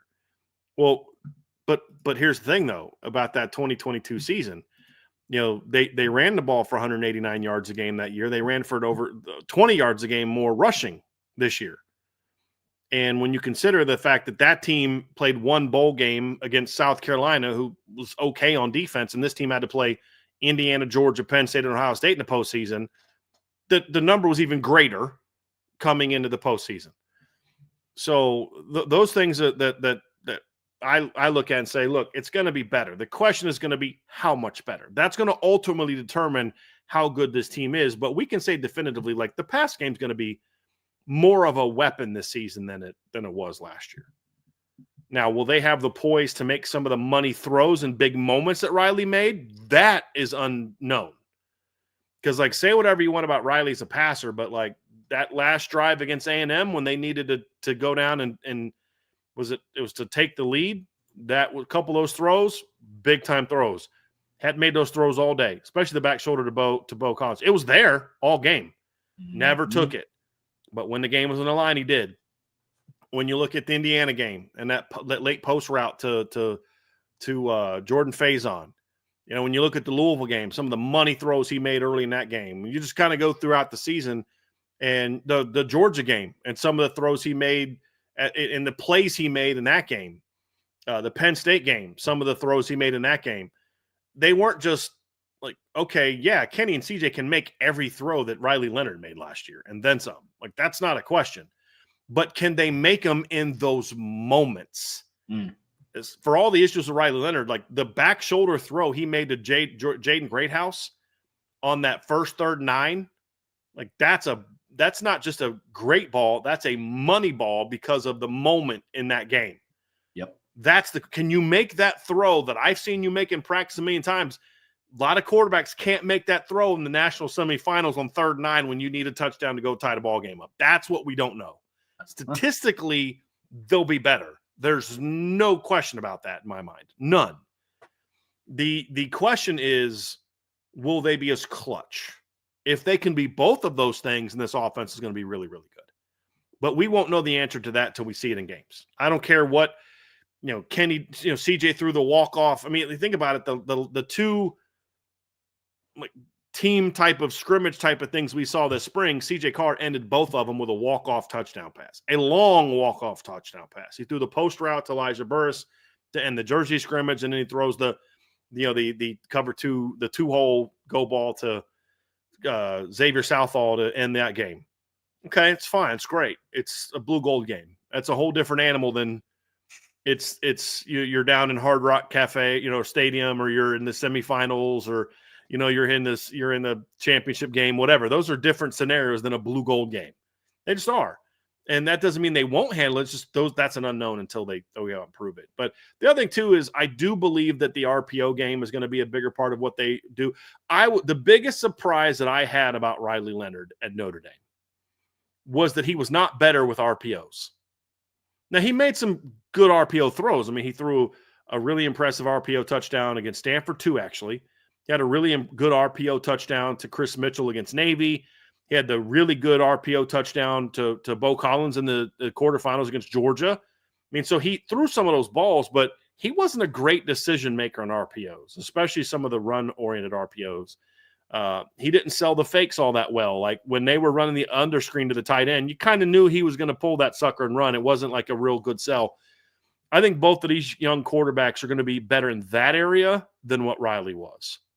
So I do think we'll see the RPO game. Now, it'll be different type of RPO depending on the quarterback, but I do think we're going to see RPO be a bigger part of the offense next season than it was this year as well, especially given the ball to the running backs. Because, I've joked, Trev, we were even joking about this before the show, but when I taught read zone, for example, and we didn't do a ton of RPOs in my day. Like the RPOs we did were like throwing bubble screens and, like, some of that stuff. It wasn't what they do now. But when I was teaching like zone read and stuff, we had a rule. It was give unless. That was the talking point. Give unless. You're going to give the ball unless the DN does this, and then you're going to pull it. With Riley, it was like, I'm going to keep unless. I'm going to keep this ball unless you make me hand it off, right? That's kind of how Riley was. And I get it. I get that, because I think he always had that mindset, and it's partly what helped him at Notre Dame. He always had that mindset of, I got to carry this team to victory, because at Duke, he did. So that's kind of where that came from. And I kind of liked it about him, but as a fan, but as a coach, it's like, just give the ball to 4, just give the ball to 24. You don't need to be a hero. Like, just, it's just, but that's partly why they got to where they got to, because he had that mentality, that mindset. But this year, I think it's going to be more of a true, like, I think the RPO game is going to look a little bit more like it did at LSU. And what I think ultimately he would like it to be, that it's more of a true RPO game that's built more into the offense than what we've seen in the past. I believe that to be accurate about either one of these two quarterbacks. The only other thing that I have to add, because I'm on the same page as you with the other things, is I think it'll look different.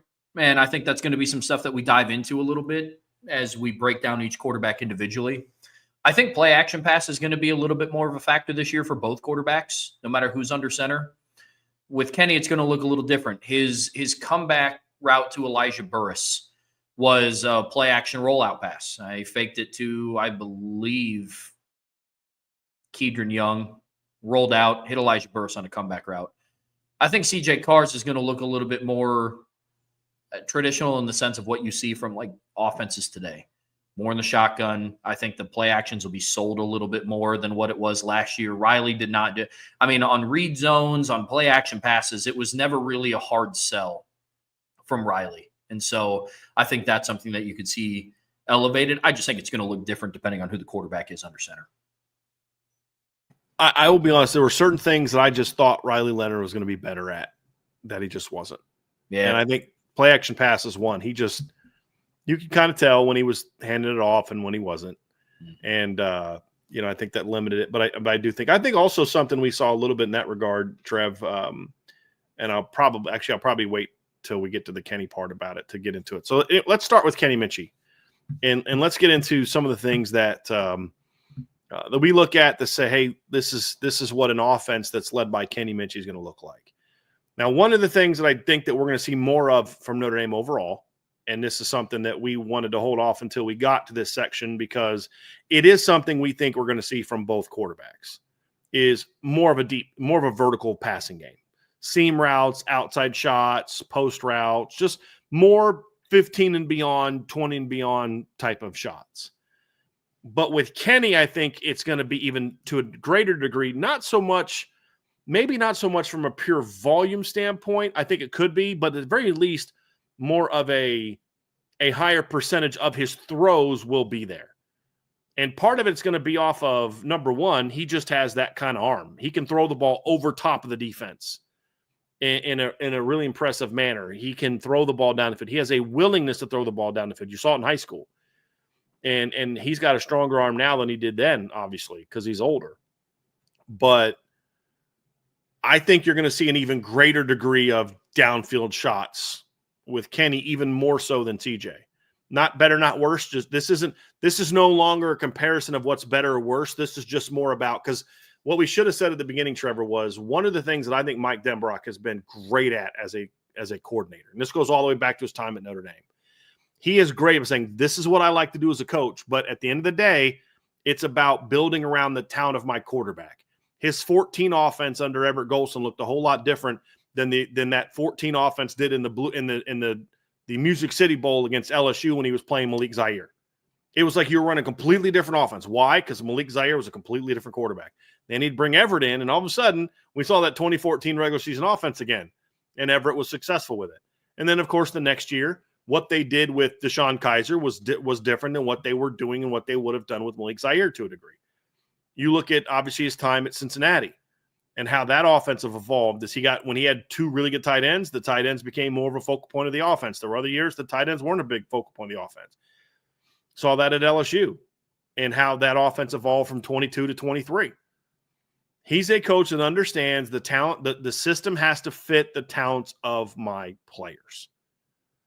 And I do think that while there are some things overall that both quarterbacks can do and will look very similar, there's going to be a lot of X and O schemes that look, slot fades are going to be thrown by Notre Dame's quarterbacks next year, no matter who the quarterback is, just like they were thrown this past year. It doesn't matter. You're going to see certain concepts that they're just going to be thrown. But it will be tailored in a way that fits these two quarterbacks. That's what we're talking about here. And I should have led with that. That's my bad. But that's where we're getting to here. It's not comparing the CJ offense versus the Kenny offense and the Kenny versus CJ. It's saying this is how we think Mike Denbrock will build around this quarterback if he wins the job. And so that's where we're getting to. And so when we talk about those downfield shots, I think with Kenny Minchey, he's good at it. He likes to throw them. He's got a powerful arm. And the fact that he is more mobile, I think also sets up some opportunities kind of, Trev, for more play action. So while I think we'll see play action both quarterbacks, I think we'll even see more or maybe more variety with Kenny even than CJ. So we'll see the type of play action, just the hard shotgun, ride downhill, RPO, or play action, because those are not the same thing. But also with Kenny, what we've seen a lot of is movement play action, where they go under center or even from gun and they get him out of the pocket because he throws well on the run. He threw well on the run in high school. But also because if he gets outside the pocket and you play the receivers, he's going to take that sucker and go make a big play. So I think we'll see even more of moving the pocket from under center and under gun. We'll see it with both quarterbacks, but even more so a focal point of a Kenny Minchey-led offense, which ties into point number one. Because he has a big arm, you can do some more of those longer play action throws that you couldn't really do last year, where you could kind of do a half roll throwback bomb that we saw from him. Like, you weren't going to throw some of the play action deep balls like that Deshaun Kaiser threw, where he'd run play action and throw a bomb to Wolf. You weren't going to do that with Riley Leonard. He didn't have the arm for that. Kenny does. And so that, I think it'll even be more so built into that, including some deep shots off of that. So those are the first two things that I think we're going to see if Kenny Minchey wins the job, that we'll see even a greater degree in the offense from with Mike Denbrock and with Kenny Minchey at the helm. Oh, it makes sense. I mean, another factor too is Kenny does have the edge when it comes to using his legs. And for plays deeper developed down the field, one, he has the arm to get it there. And two, that requires a little bit more time in pass protection, which is still a question mark this year. And with a guy that has the athleticism that Kenny does, he can make something happen if a play were to break down, if protection were to break down. So that's another reason why I think I don't think it's the carrying reason. I don't think that if the pass protection struggles, obviously the first thing that Notre Dame would want to do is shore up the pass protection.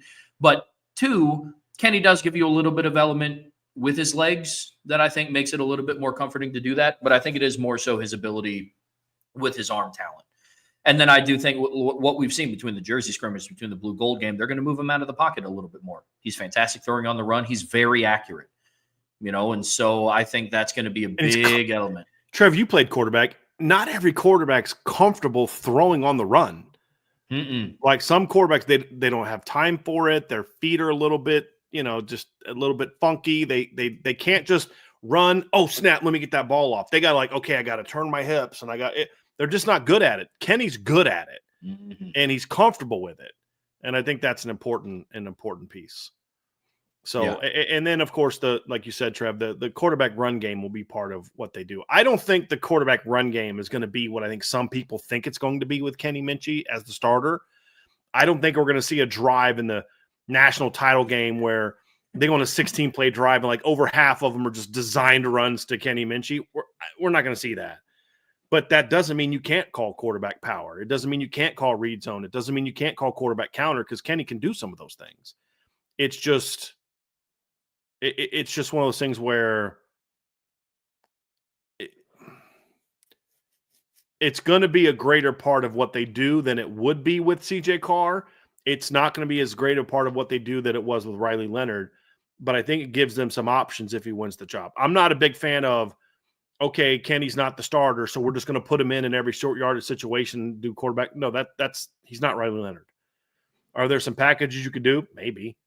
But if he's the starter, then definitely it's going to be part of what you do, and no question about it. Yeah, I think with Kenny, it's going to be a little bit more situational than it was with Riley Leonard. For Riley, I mean, look, man, it could have been 1st and 10 from your own 35. You're running quarterback power. That was just a running play in the offense. Whereas with Kenny, as we've seen, we saw it in the Purdue game last year in a live game situation. We saw it in multiple blue gold games.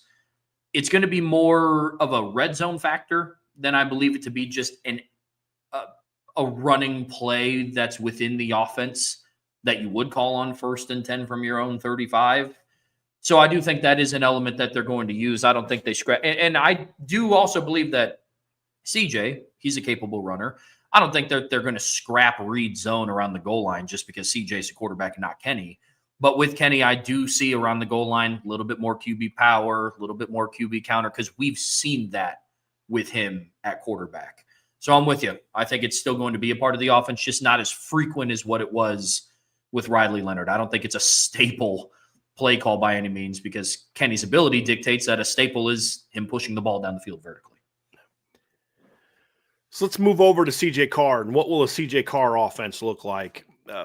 Obviously, some of the things we talked about before, and what we saw in the blue gold game, we will see a quarterback that's willing to throw the ball down the field, test parts of the field.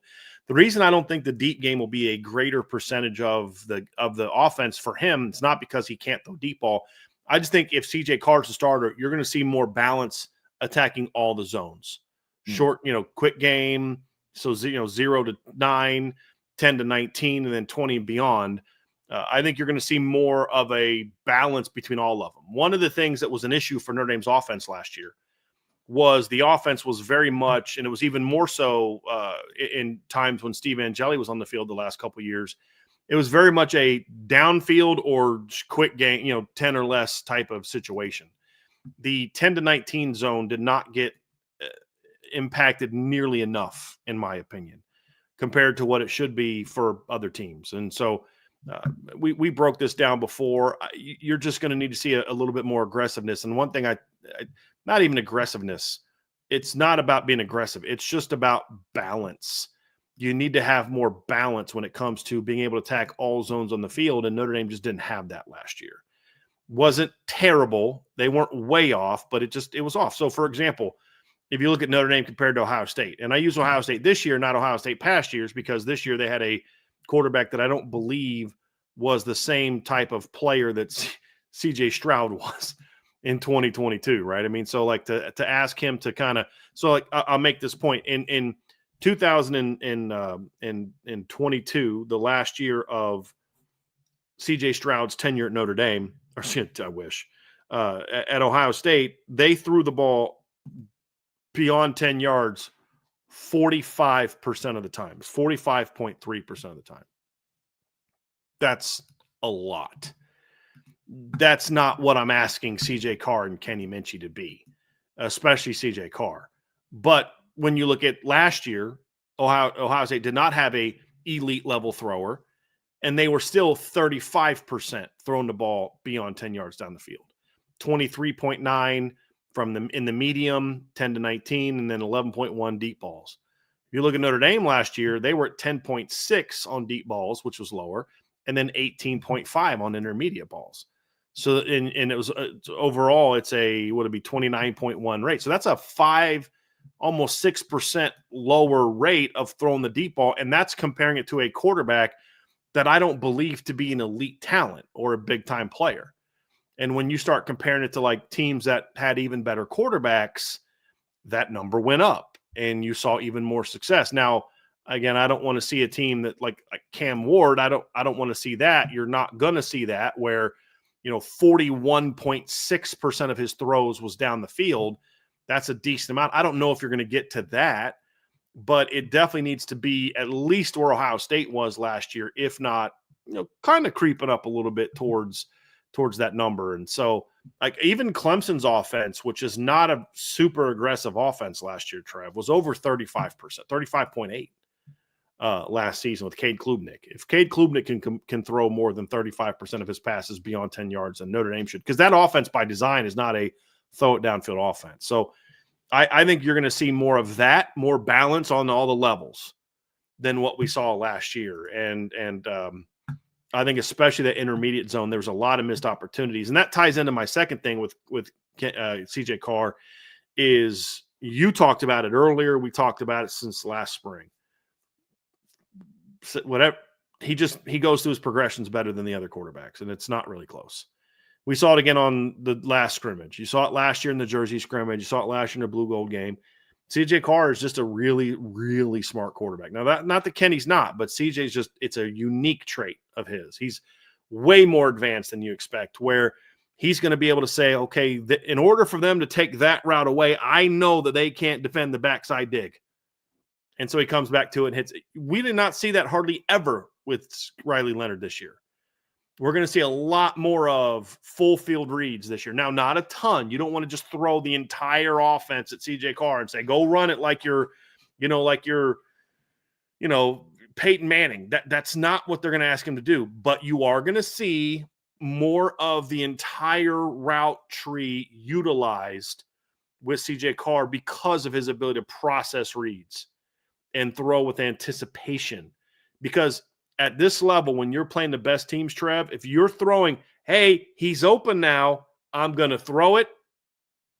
If it's a good team, you're either going to get picked, it's going to be incomplete, or, something bad might happen if you're playing a good team.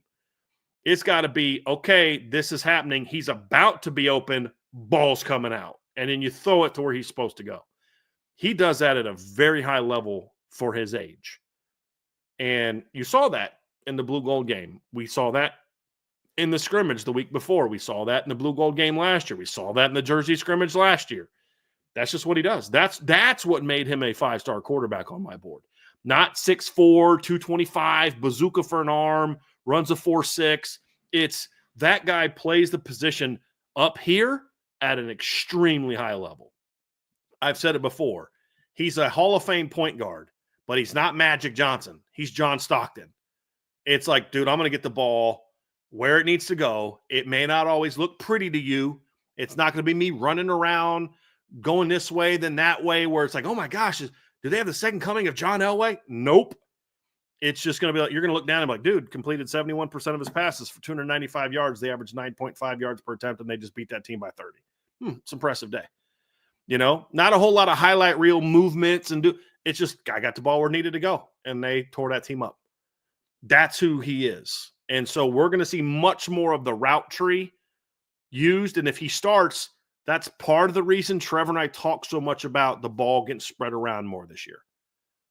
Is the play may be designed for Malachi Fields, but it ends up going to Jordan Faison because the read took him to his backside throw. Or the play may have been designed to be a slot fade to Jordan, they're running a 3-by-1 slot fade with a Y option here, but he knows by that the only way they can take that away is this.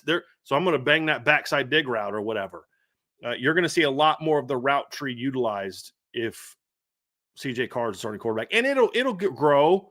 It won't be game one as much probably, but by the time we get to October, November, and then of course next season, you're certainly going to see a lot of that. I think that's one of the big changes that we're going to see from a CJ Carr led offense. Yeah, man, I don't have a whole lot more to add. The one thing I know it's kind of in our bullet points a little bit further down on the list, but again, can't go a show without talking about tight ends. So here we go. But to those more intermediate throws, that's kind of where the tight ends live, those seam routes, those deep in routes. Throws like that, and you have to have a quarterback that's confident in his ability to fit it in between a little bit of traffic, and that's something that Riley Leonard wasn't able to do. A lot of the routes that were thrown to tight ends last season were to the sideline. Corner routes to Mitch Evans, a corner route to Cooper Flanagan, quick little now screens to him to get them the ball quickly, but not a lot of it was over the middle or in the seam. And CJ has the ability to fit it into windows that Riley Leonard wasn't able to last season. And you also now have a tight end room that has a skill set that can kind of fit that a little bit more. I would say Mitchell Evans could in 2023, coming back from injury, not really the same, worked his way back up there. But I think that's something that you're going to see as well, is just his ability to fit it into tighter windows than what the previous quarterback was able to do. And I think that's going to be a big difference you see this year too. What's funny is if you look at PFF numbers for last year, Mitchell Evans last year was targeted 4 times on throws beyond 20 yards last year, 4 times. And let me go to Eli Raridan and see if he was 0 times. We saw CJ Carr again, spring game. I get it. Saw him do that twice on the first drive of the game. You know what I mean? So it's like, that's what we talk about, that attacking all levels, right? I mean, that's kind of where the conversation is. So it's just going to look different. It's not better, not worse, just different. And I think the passing part certainly will be better. We'll see if the running game can be as good as without Riley Leonard, but I certainly think the passing game is going to be better. Another thing that we'll see from CJ, you talked about play action. I agree with that. I think we'll see more. I think it'll be a little bit different. We'll see some bootleg play action. CJ throws the ball well on the run also. But I think we could also see some more. You have a quarterbacks that are better suited for some of the movement stuff in play action that requires a little bit more arm strength. You know, half rolls, you know, off play action, throwbacks, over the top. Like I remember a throw that Ian Book made, and I was frustrated by it because he had the arm strength to make it, but he aimed it. But they ran like it was 19. I think they ran like a double post type action, and then Braden Lindsey came on a delay deep over route. I mean, and I think he rolled a little bit right, threw back, and I don't know if that's really a throw you're going to make a ton last year or attempt a ton last year. It's a type of throw you're going to see more, that type of thing where the play action game will be more of a factor there. I think what you're going to see from a CJ Carr-led offense is more playmaking from the pocket. Yeah. That means climbing the pocket and making a throw. If you think of, I can't remember if it was the blue gold game or the Jersey scrimmage, because I was sitting in the same spot, so I can't remember if it was. But there was a play he made last year where he got pressured, he climbs the pocket, and he's about to get drilled, and he throws a backside dig, completes a backside dig as he's getting drilled because he had avoided the initial rush, stepped in the pocket, makes a throw. I don't even think his feet were on the ground when he made it. I think he kind of jumped up and threw it, and he hits a backside dig. I think it was Deion Colsey on a backside dig. That was a blue gold game. It was a blue gold game? Okay. So it's like, okay, that's playmaking, but a different type, where Riley Leonard's going to make 2 dudes miss, scramble, break off a sack, and then he runs for 16 yards. It's still 16 yards, but it just is going to be different. Yeah. I think you're going to see more playmaking from the pocket like we saw in the blue gold game this year, like the throw that we're talking about last year than we saw. And I think the final piece, and this is one of the things that I think is true for both quarterbacks, but even more so under Riley Leonard, I think the running back tight end production is going to be even better. Agreed. I think that's going to be – you're going to see that as a much greater part of the offense with both these quarterbacks, but especially with CJ Carr. And it goes back to that top point, Trev, where it's just I'm going to go where the read tells me to go. And that sometimes – so like the tight ends last year really only got the ball when they were the 1 or the 2 read. You may see them get the ball now when they're not the 1 or 2 read. The running backs will be more of a focal point. So – I think that's something that we'll certainly see more of this season.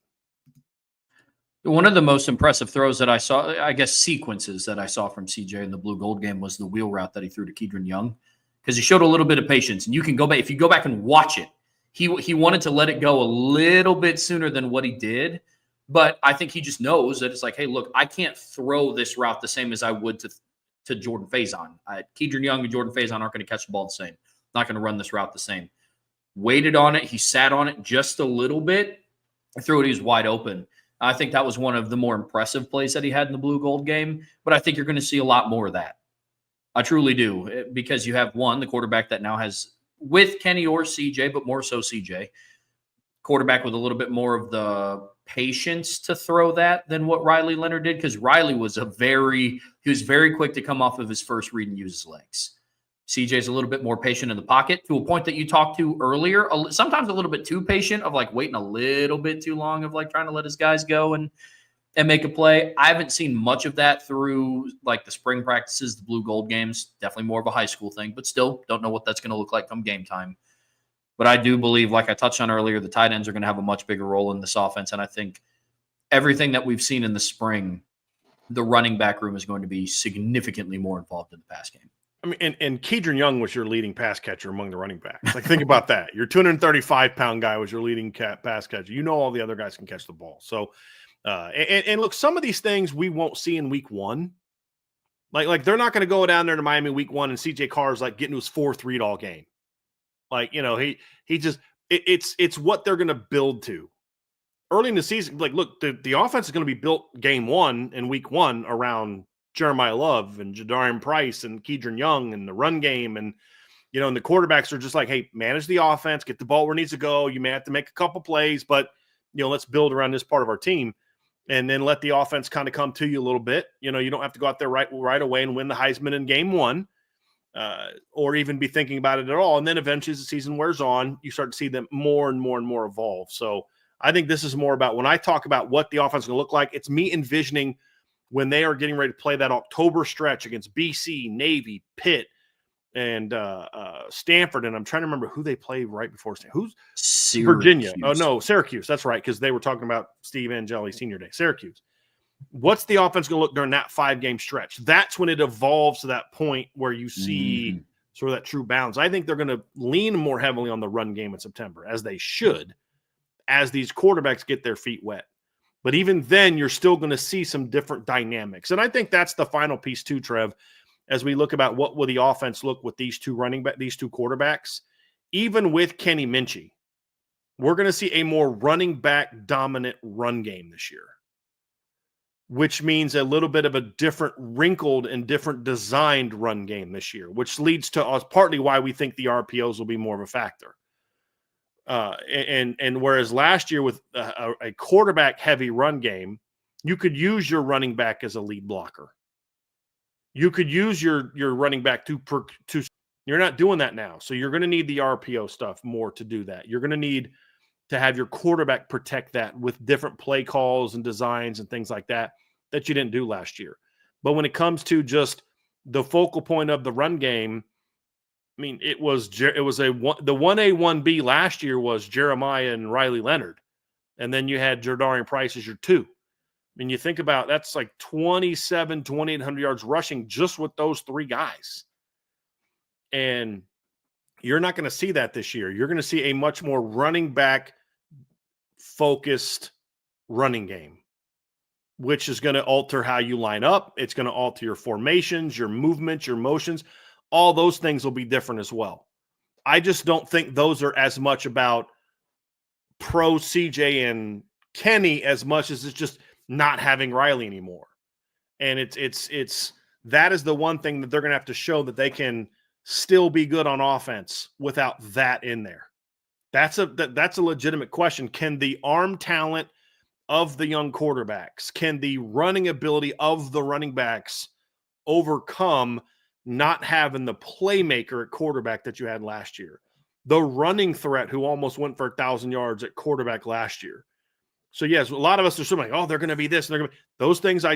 But you were able to rely on that so much last year. You don't have that. When the offense was sputtering, just get Riley the ball. Like seriously, like you can't do any. Just give 13 the ball.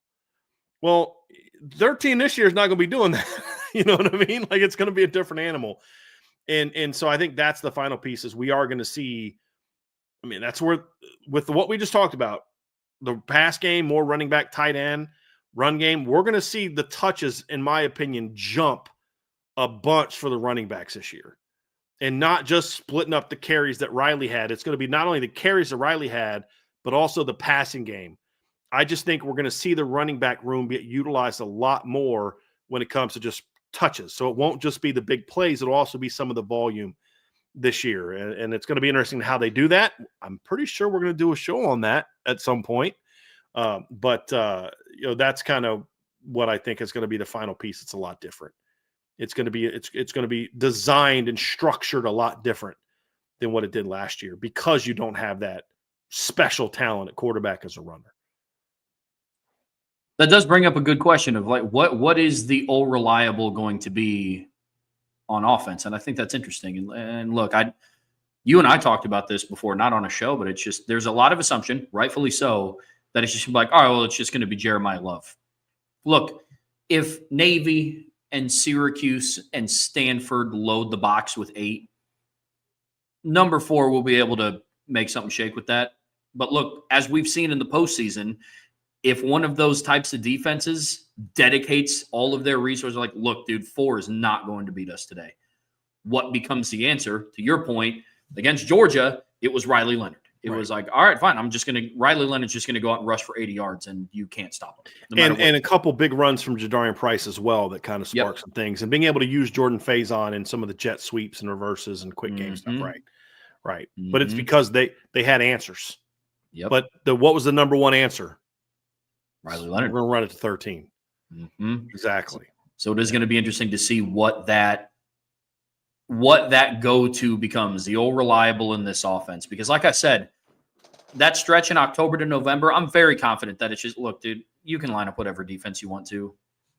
You're not going to have a lot of success stopping 4 and 24. But again, the common theme to everything that we've talked about this offseason has been what happens in December. Right. What happens in January. Right. That's when it starts to matter. So I'm going to be really interested to see what that is. Right. Because if CJ Carr or Kenny Minchey goes out there and torches Navy, you're like, well, yeah, you should kind of do that. Oh, great. You ripped up a Stanford team that's just sucked the last 3 years, and this is going to be the worst roster they've had in years. I mean, Trevor and I were talking about that the other day.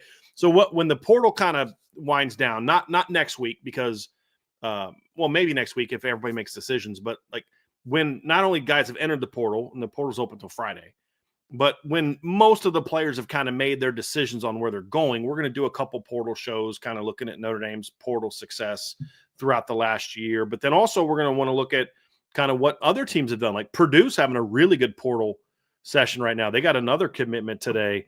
I think I saw during the show, trying to see where it was because, but there was they got another guy in the portal, Trev, during the show, I believe. I think it was an offensive lineman, one of the top offensive linemen, I think, picked Purdue. So, they got a couple receivers from Georgia. We'll see how that impacts. They got a quarterback from North Carolina that was originally at Purdue, went to North Carolina, came back. Stanford's being decimated right now. Yeah. And they weren't a very good roster to begin with, but now David Bailey's gone, Emmett Mosley's gone. They got a transfer in December, and then he left. It's like their roster is just going to be terrible next year. Yeah. So I don't really give a rip if CJ Carr or Kenny Minchey goes out there and shreds Stanford. Doesn't matter. You should. Like you said, it's okay. What do you do in week 1? What do you do in week 3? What do you do in week 4? Quarterfinals, semifinals, championship. That's what you're building towards. And because, like you said, you get into the postseason, I don't care what the freshman quarterback does or what the redshirt sophomore quarterback does in the regular season. When you get to the playoffs, they're going to make him beat you. 4's not beating us. 24's not beating us. 21's not beating us. That they are not beating us. You're going to have to beat us with 13 or 8 with, whatever Malachi's number is. I don't know what it's going to be because he was 8 at Virginia, but he's not taking Kenny's number. Make 9 beat us. Make 1 beat us. Make 6 beat us. Make 2 beat us. But more importantly, this game's going to be on the shoulders of 13 or 8 because 4 and 24 not beating us. The O-line's not beating us. Can you go out there and win those games? Indiana tried that, and Jeremiah Love had that big run. But then also we've talked about some of the crazy checkdowns Riley had in that game that for any other quarterback are sacks. Yeah, I mean, you're just like, dude, like you may look at the stat sheet like, oh, pass for 4 yards. That should have been a -7. Yeah. You know what I mean? Like that was an 11-yard gain because of where it should have been for any other human being at quarterback in college football right now. And it was, can you get into that game where they've just said, Georgia said, hey, 4's not beating us. 24's not beating us. Sorry. You're gonna have to, and Riley Leonard could say, I got you. That's what matters.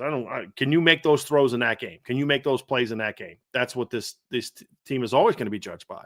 And but that's putting a lot on a young player. Yeah, this is Notre Dame. Welcome to University of Notre Dame, man. This is why Kenny Minchey came here. This is why CJ Carr came here, is for these moments. They were not naive. Like Kenny's like, hold on a second. People are going to expect me to go out in there and lead them to championship my first year as a starter? I had no idea. I mean, if you didn't know that, then you aren't smart enough to get into school at University of Notre Dame, and both of these kids are. They know what the expectations are. They know what the pressure is, especially CJ because of who his family is. That's the one thing you can be certain his family prepared him for was that type of spotlight of, this is the expectations, and so I mean, his grandpa could go 11-1, and if they lose to Ohio State, fire them. That's just kind of, that's kind of how it was, right? And that's what they grew up in, and Kenny knows that too. Kenny's not naive to that. That's why they chose to be here. But it's one thing to know it, and it's another thing to be in it, and that's what they're gonna have to show. So, looking at the rest of the depth chart, Trev, as we kind of wrap this thing up, what this now that you're down to 2. What that also means is your number 3 reps now this is going to be a good opportunity for Blake Hebert as well, because he's now going to get his reps ramped up. You're going to see Anthony Rizak get a few more opportunities now as well. So I think you're going to see the development of Anthony Rizak also start to take a jump this fall. He got a great learning experience in the spring. And I mean, he was drinking through a fire hose, man. You could see it mentally. You could see it. But what you saw in the spring game is there was a couple plays where he had no clue where to go. And you're like, how did he throw that ball at that guy's feet? But then he drops back on that slot fade to Leo Schuyler, and you're like, or was it the one to Scrap? Because I know Rizak threw one of them, but I think the one to Schuyler was from Rizak, I think. Mm-hmm. I mean, from Hebert, I think. And you're like, he knew where to go with that one, and it was a beaut, and so you're going to see his development take a jump because he now gets more reps and opportunities. Anthony Rizak is now going into year 2 in the system. He's going to now get a little bit more opportunity.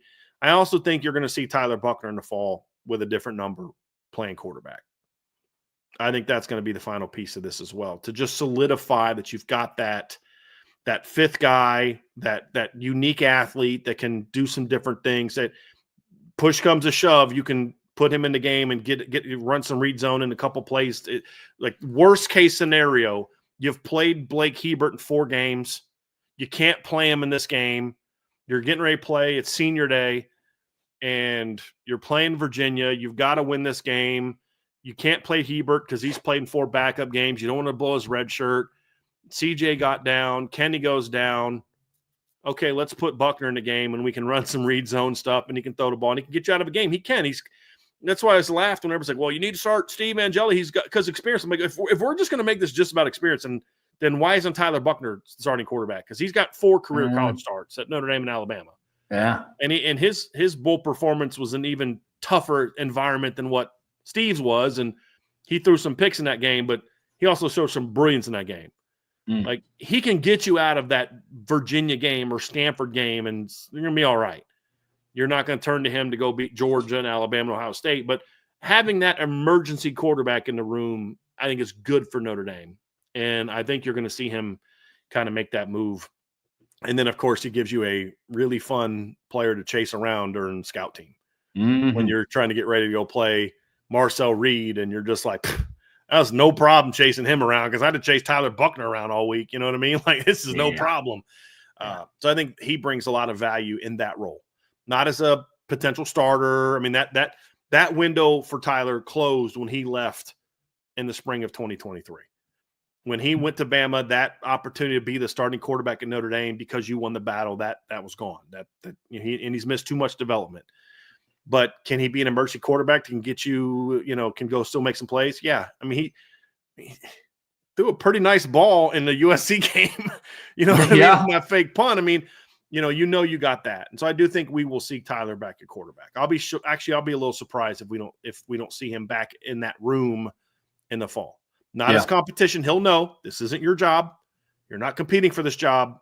This is what your role is. And I think Tyler will embrace it, because that's kind of what he's done since he came back. Just, hey, coach, I just want to be part of this team. And I think he can help you out there. So that's kind of that final piece to it. But I think overall, even with the departure, the quarterback room is in a very healthy place right now. You got talent, you got depth, you got different styles of play. I like where the room is at. And then, of course, you've got Noah Grubbs committed to you in the 2026 class. So the future at quarterback is very, very bright at Notre Dame. But I also like the present. and it's been a while since, 2022 is the only time since 2020 that we saw a homegrown type of quarterback at Notre Dame. 21, you had Jack Cohn. 23, Sam Hartman. 24, Riley Leonard. So in the last 4 years, you've only had 1 year with a homegrown quarterback, and that was a rough year of quarterback play, if you think about it. I think that'll change a little bit this year, but it'll be nice to see that for sure. Yep. Couldn't agree more. Well, Trev, that's going to do it for this part of the show. So we are going to do a mailbag next. But before we get to the mailbag, folks, we would ask you to do us a favor. You see that little thumbs up button right before the show? We would greatly appreciate it if you could just take some time right now while I'm rambling on about it to just go ahead and hit that like button. So at the end of the day, we got over 400 people in the show right now. We should have well over 400 likes in this show. We would greatly appreciate that. You can do it on your phone, do it on your computer, iPad, wherever you're watching us. We would really, really appreciate that. And the same thing if you're watching on Rumble, go ahead and hit that thumbs up there as well. We would greatly appreciate that. All of our live shows are now also available there. If you listen via podcast, we would love it if you could give us a 5-star review also. So that helps us out. And what these things do, it's not just doing it just to do it or do it because I heard every other podcast talk about it. It's do it because that helps us grow our channel. It helps the algorithm say, look, this is a channel that people like. They watch consistently and they give it good reviews. Let's make sure that people that look for Notre Dame football or look for college football start to see this podcast more. And that's what you can do to help us out. We would greatly, greatly appreciate that. And even if you're someone who only watches because you don't like our show, if you want us to keep doing a show that you don't like, and I know there's people out there because you're going to always hit the thumb down, hit the thumbs up for us because that way you can ensure that we're going to continue to put shows out there that you can be upset about. And we want you to be able to have that. So definitely you want to hit that thumbs up as well. We would greatly, greatly appreciate it. All right, Trev. So got some mailbag questions here. So you ready to rock and roll, man? We got Salty's mailbag bomb. We got a whole bunch of other mailbags. Oh yeah. I'm ready to get rocking and rolling. Let's do it. Aiden Benami. Why did Notre Dame offer Cooper, the running back from Florida, just now if he's a top 3 running back? Why wouldn't they be on him earlier? Was it grades?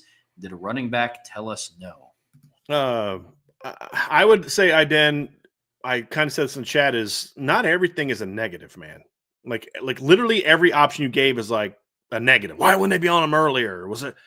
How about none of the above? They just, other guys they liked better. They continued to recruit. They continued to scour the country.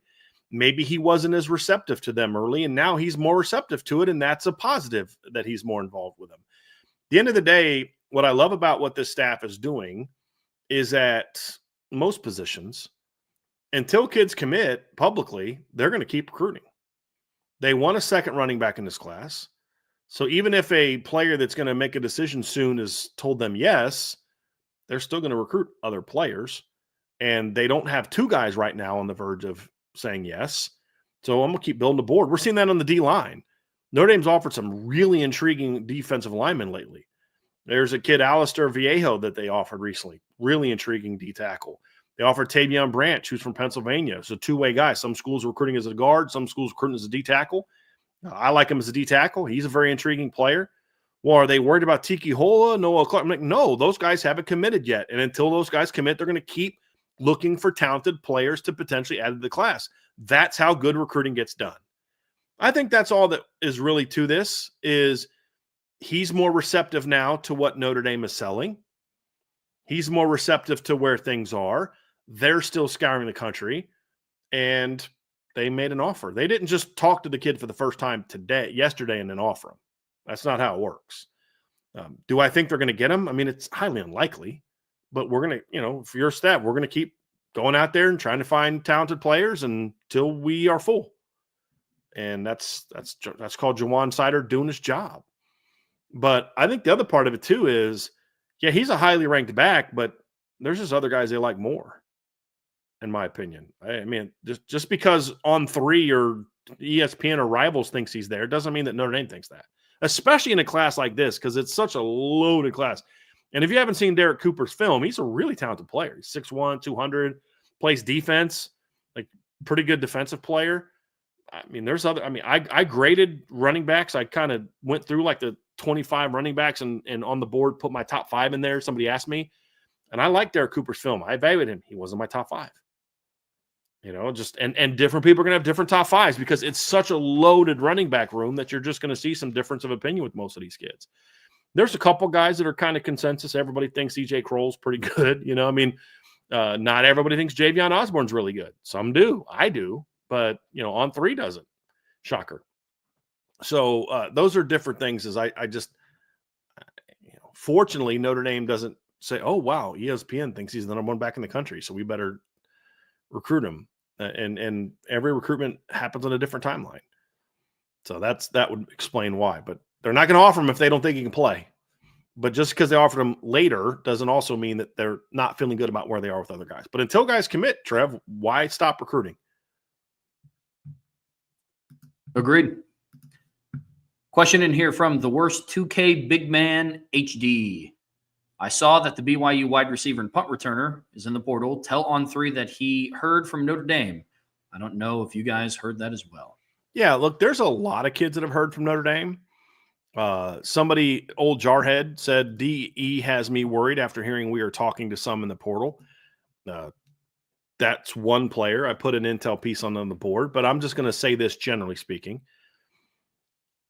Notre Dame would be foolish to not do its due diligence with certain players in the portal. Because you may think, hey, we don't need another receiver. And then all of a sudden Thursday, a couple receivers come into the office and are like, hey, I'm jumping in the portal. And now you're like, well, crap. We thought we were done with the portal. We didn't do any homework. You always look for ways to better your football team. And if there's a pass rusher from, I don't know, North Carolina, it's a really talented player. You do your due diligence to scout them, evaluate them. There's been some contact. I think I'm going to keep my comments to myself. I'll put that on the premium board, but I don't believe that Notre Dame right now is looking to add an edge player. I think Notre Dame is engaged with certain positions as a just in case. If the defensive line room that they have now stays intact, I don't see Notre Dame doing anything in the defensive end room.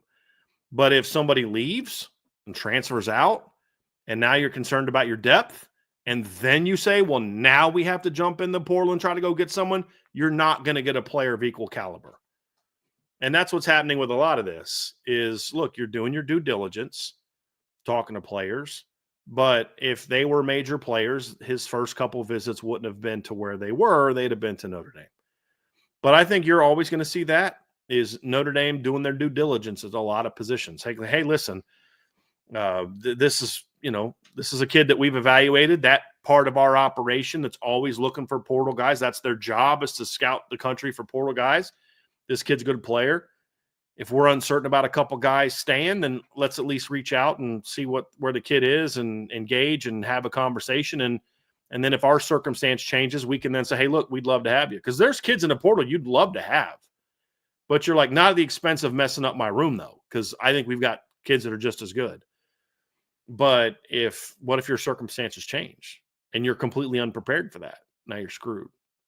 I would say that most of what you're going to hear is that. And then this is not the case in these two instances, but there's been some other kids like at quarterback in the sprint in the winter that basically know that Notre Dame's been a big spender at quarterback.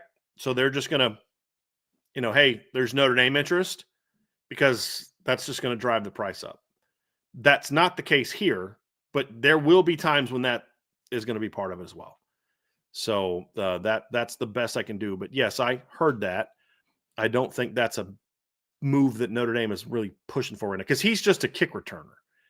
I mean, he's a return man. He's been an okay receiver at BYU. You're bringing him in to do what Jaden Harrison did, return kicks. If you were to go that route, I don't know that that's a route they're going to go, because here's the other thing, Dutrep, they don't have the room for it right now. They've got to lose 11 guys off the roster right now to get down to 105. That means they'd have to have 12 guys come off the roster to add anyone from the portal. But that doesn't mean you don't be prepared in case that opportunity comes. And that's basically where they're at. Mm-hmm. Keep your irons in the fire. Old Jarhead. Is Kenny Minchey's perceived ability to be the better runner out of the two more out of need rather than scheme? Carr's ability to process and get the ball out quickly means he doesn't need to run as often. No, is Minchey's perceived ability to be the better runner out of the two be more of a need? No, I don't think that's accurate. I think Kenny's a pretty smart quarterback, can get the ball a lot quickly. Kenny's got a really quick release. I think it's not a perceived ability to be a better runner. I think he is the better runner. I just think that he is. And you are, if he wins the job, you're going to lean into the things he does well. So there are going to be times that CJ is going to have to run. I don't care how good the offensive line is at times. I don't care how good CJ Carr is at processing the ball out quickly. Well, sometimes if you get the ball out, what if everybody's covered? What if somebody blows a protection? You've got to be prepared to, make plays. And so you need to have the ability to do that. I don't care who you are. And I think CJ does, but Kenny's is just better in that regard. Mm-hmm. I'm with you. So, yeah. So I don't think there's any. I think there's nothing perceived, and it's not that they would turn to Kenny because they think they need a better runner. It just would be if Kenny outplays CJ and wins the job, you're going to then lean into what makes what are the best attributes that Kenny brings to the table. Yep. Golden Domer, if CJ ultimately wins the battle, how confident are you on a scale of 1 to 10 that we will see a Kenny Minchey package throughout the season? I don't love that idea. 5. I mean, maybe there's something they had to do, like in order to. And I haven't heard this. I'm just throwing out a hypothetical. Let's say the only way that you could convince Kenny to stay in the battle is to say, "Hey, if you don't win the job, we're going to still find a role for you." I mean, if you had to do that, then I get it. But I don't know that Kenny's the type of runner that you need that type of package. Like Kenny's a really good athlete. He's not Tyler Buckner as a runner. He's not. And he's not going to add as a runner what you had with Tyler Buckner in 2021. Just doesn't. Having said that, you needed Tyler Buckner in 2021 as a runner because you were Kyron Williams, and then Chris Tyree was banged up a lot that year, and that's really all you had at running back. Now you've got Jeremiah Love, you've got Jadarian Price, you've got Keidron Young, you've got a very deep running back room. I don't know that you need a package for Kenny or Tyler Buckner or anybody else, because I'd rather just do something with the quarterback and, some sort of RPO type situation. So this team doesn't need that the way that the 21 team needed it, the way that the 22 team needed it. I just don't see that. The roster's different now. And so, maybe there's like a goal line package that you could do or something, maybe. But Kenny's 207 pounds. I mean, and he's just not quite as thick as Riley was either. There's not a big weight difference there, but just Riley was more built for that. It was more of his game. So if you had to do that to keep Kenny here, I'm fine. It is what it is. It's all good. But I don't know that I'm in a situation where I would feel that I had to do that just because. That's kind of, so I'd say 5. Trev, what say you? I mean, confidence level, I don't really have an answer for. My hopefulness level is like a 2. It's not a slight to Kenny Minchey, but it's like, look, you have a running back room with all the guys that you mentioned. I don't see the need to have another quarterback take touchdowns away from a Jeremiah Love, from a J.D. Price, from a Keidron Young. The list goes on and on. I don't really see the need for it. Like in 21, Tyler Buckner could come in and everybody's like, oh, he's going to run it. But he would throw the occasional pay. I mean, he did it against Toledo. When he came in as a true freshman, he ran like a sprint out left, and then he ended up dumping it off to Chris Tyree for a right over big the top of a gain. wheel route. Yeah, for a touchdown. Yeah. Yeah. And so it's possible, but you don't also need that either, because CJ, like we talked about before, is the most skilled passer in the room right now. And so there's no real angle from it to me outside of, well, to get him to stay, he has to have some sort of package, which if that's the case, then so be it. But there's nothing, the way that this offense is made up from a skill set standpoint, there's nothing to me that dictates that he needs one. So that's ultimately where I'm at. Mike Patterson, word on the street is Steve visited Syracuse. How cool would the senior day be with Steve back with Syracuse? How does Steve fit with Syracuse? Would this be a good move for him? So I don't really care about a former player coming back. I mean, it's nice. It's like kind of how it was with Chris Tyree, who had a lot more production at Notre Dame than Steve Angeli did. But it adds to the storyline. It could make the game more intriguing if Syracuse isn't that good, which I hope that they will be. They've had a weird portal offseason, like some really nice pickups and some losses that I'm sure they didn't want to have. But how does he fit Syracuse? I think I'm okay. I mean, look, Steve is a short game deep ball guy, right? Like that's kind of what Steve does. He's a guy that can throw a really nice deep ball, in my opinion. We've talked about that. If like that's his initial read, Steve throws a really pretty deep ball. And Clemson threw a decent amount of deep ball, or Syracuse threw a decent amount of deep balls last year. Threw over 70 deep balls last year. And I think Steve throws a really nice deep ball. A lot of those were, this is your read, 1-2, and you got the deep shot. They also threw a ball a lot over the middle of the field, and that's where I get a little bit concerned about Steve is, I've talked about this, he's not a great processor. And I worry about any kind of offense that requires him to make a lot of really fast 1-2 reads beyond the quick game. That'd be a little bit of concern of mine.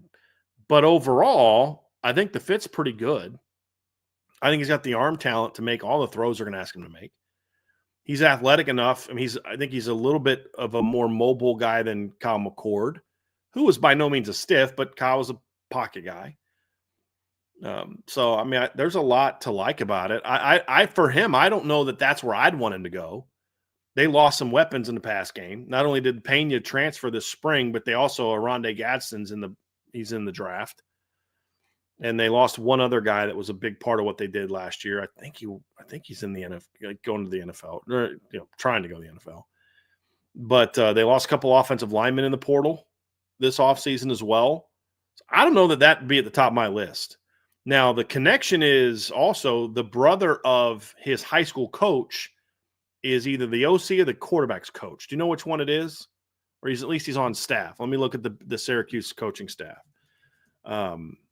But so there's a trust factor there that I think Steve would care about. Now, the interesting thing, Trev, is he is let me find him. He is the offensive assistant head coach and he's quarterback's coach. So Nunzio Campanelli is that his brother was the head coach at Bergen when Steve was in high school. The question that I have is, why would Syracuse go with Steve Angeli? They got Ricky Collins. Here's where I think Syracuse is coming from. This is a legitimate concern. Ricky Collins is better talent than Steve Angeli, but he doesn't have a lot of experience. My concern with Ricky would be he's a Louisiana kid that went to LSU. He committed to Purdue, flipped to LSU, right? Went north when none of the Southern schools wanted him, then came down when they started showing him love.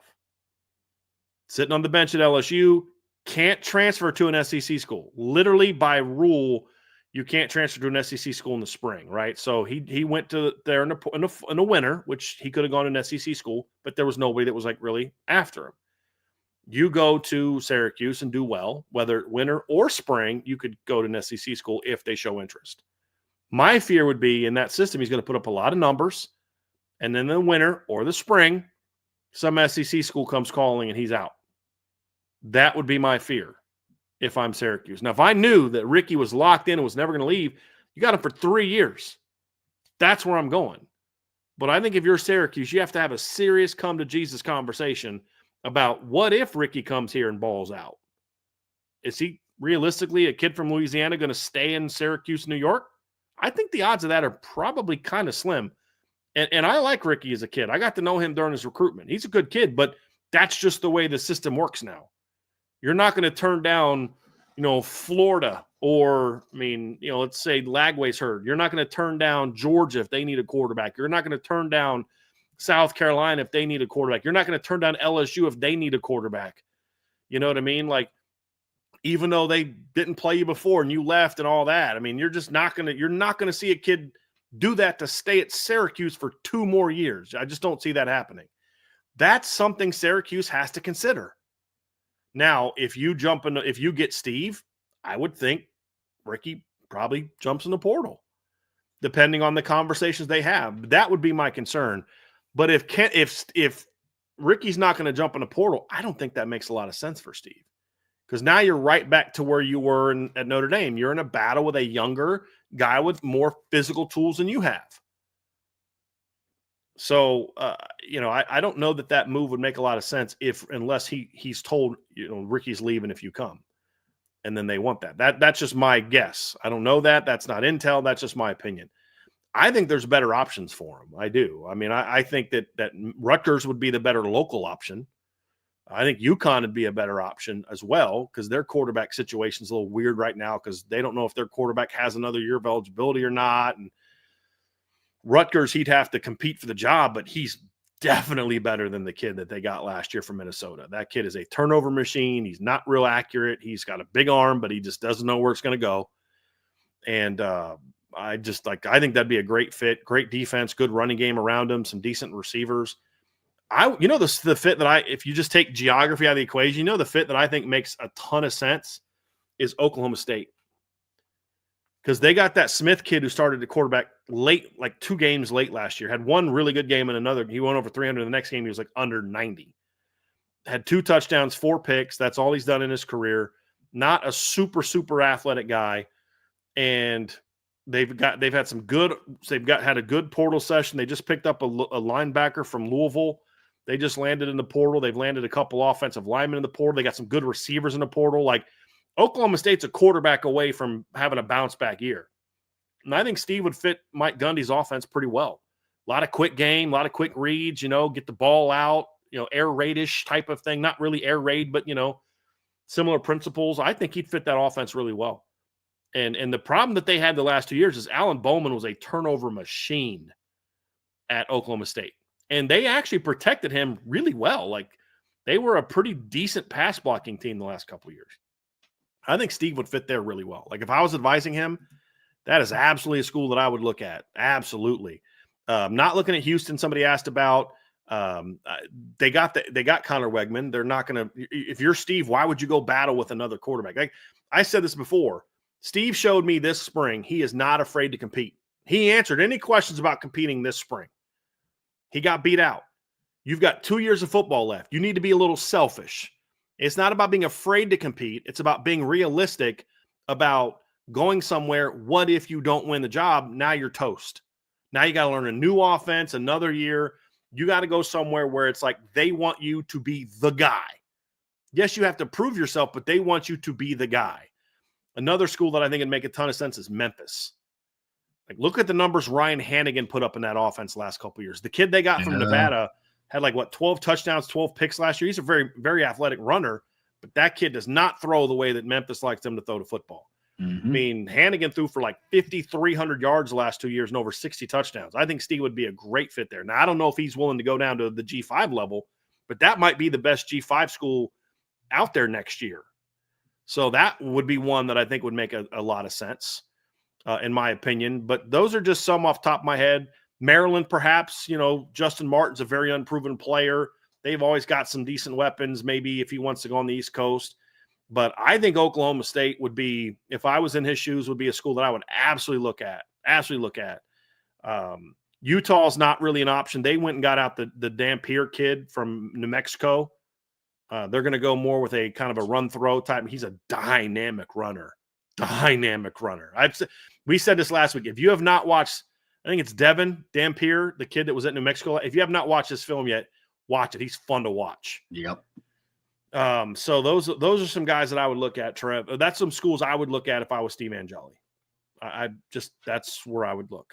And he may think, hey, I'm a Power 4 guy. That's fine. You can think that. There's better fits for you than Syracuse, in my opinion. Better situations for you than Syracuse. I know it's close to home. I get that, but there's better situations. I'd look at Oklahoma State. I'd look at Rutgers. I'd look at Memphis. I'd consider Maryland. There's just some better fits there. Maryland would probably be at the bottom of my list because that's a real unstable, just overall situation. But those are some of the fits that I really like. And I mean, there's some ECU would be a great situation, but I don't know if you want to go to that level. They're going to throw the ball a lot. They got some good weapons. They need a quarterback. There's a couple other schools that I kind of made a note of, but like Wake Forest got Robbie Ashford. He's not very good. But the new system at Wake Forest, they want more of a dual threat. Like that's the head coach who had John Mateer. Now the OC went to Oklahoma, but like it's the same philosophy. He wants a run throw quarterback. That's why they went out and got Robbie Ashford and the other kid they got. Like if he wants to put up a ton of numbers, dude, go to North Texas. Did you see the numbers that Chandler Morris put up in that offense last year? Oh yeah. Like, dude, you could put up a ton of numbers in that offense. He may not want to do that. I mean, it's G5, G5 school. I think he could beat out the kid from Cincinnati, but again, he'd have to beat that kid out, and that kid knows the offense. I think he's a better quarterback than Brendan Sorsby. I don't know if he'd want to do that. Liberty needs a quarterback, and that's a system where they like that Willie Corn system at Liberty that he ran at Coastal Carolina with Grayson McCall. I think Steve could do pretty well in that system. A lot of quick game, not a lot of tough throws. You need a guy that's tough and can run a little bit and smart. I think that's a system that he would fit in very well. And then the other one that I would consider is, and again, it's far away, San Diego State with Sean Lewis as the head coach. Their quarterback is projected to be Burt Emanuel from Central Michigan, who has like never thrown for 1,000 yards. He always gets hurt or beat out. But that's a system that wants a quarterback that can throw the ball around. They like a little bit more of a mobile quarterback maybe than Steve would be. But I think overall he'd fit very well in that system or like a San Jose State. So those are just some places that if I were him, I'd look at. Maybe a James Madison. Maybe you want to look down at G.J. Kinney down at Texas State. If I was him, I'd say look at those type of places where you're going to be the guy and you're going to be able to throw the ball a ton the next couple years, as opposed to trying to force the issue at some Power 5 school that's going to then try to over-recruit you in a year. Like that's kind of how I look at it. That's where I would look. Yeah, look, man, here's where I'm at with the Steve Angeli thing. Wherever he goes, I just hope he starts. It could be at any one of those schools that you listed, but I think he's put in his time. And to your point, it's time for him to be a little selfish. Wherever he goes, I hope he's the bona fide starter. With that being said, I hope that it's not Syracuse. I don't fall into the category of people that fantasize of him coming back to South Bend for senior day. And here's why. And genuinely, I mean this. It has nothing to do with Steve. I hope that Notre Dame decimates every single opponent that they play in 2025. That includes Syracuse. And as cool as it would be to say, like, Steve's back in South Bend for senior day, I reflect back to what happened to Chris Tyree when he came back with Virginia. You know what I remember about Chris Tyree? Him muffing the opening kick and then finishing the game with one catch for 3 yards. That's what I remember from Chris Tyree. Every time they had a chance to hit him, they hit him hard. Literally. And that's a guy that they liked. And same with Steve. Like once that whistle blows, dude. Steve left Notre Dame in the perfect standing, in my opinion. He played a key role in the Orange Bowl, coming in and leading a field goal drive. He competed his butt off in the spring competition. And then he left. And that's how I want to remember Steve Angeli. Because if he goes and plays Notre Dame, this is not Steve Angeli specific. This is if any one of the other quarterbacks play.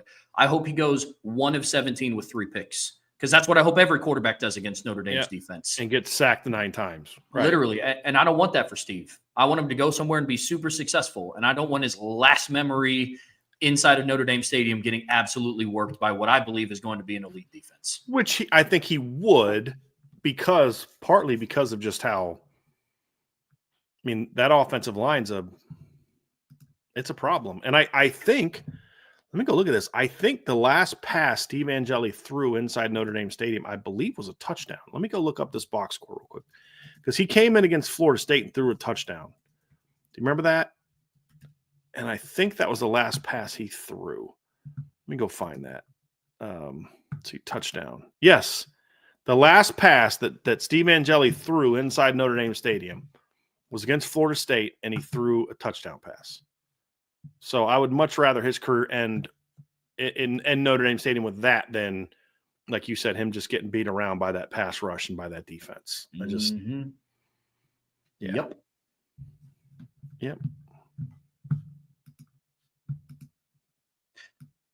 Charles Momene. I'm sorry if I butchered that.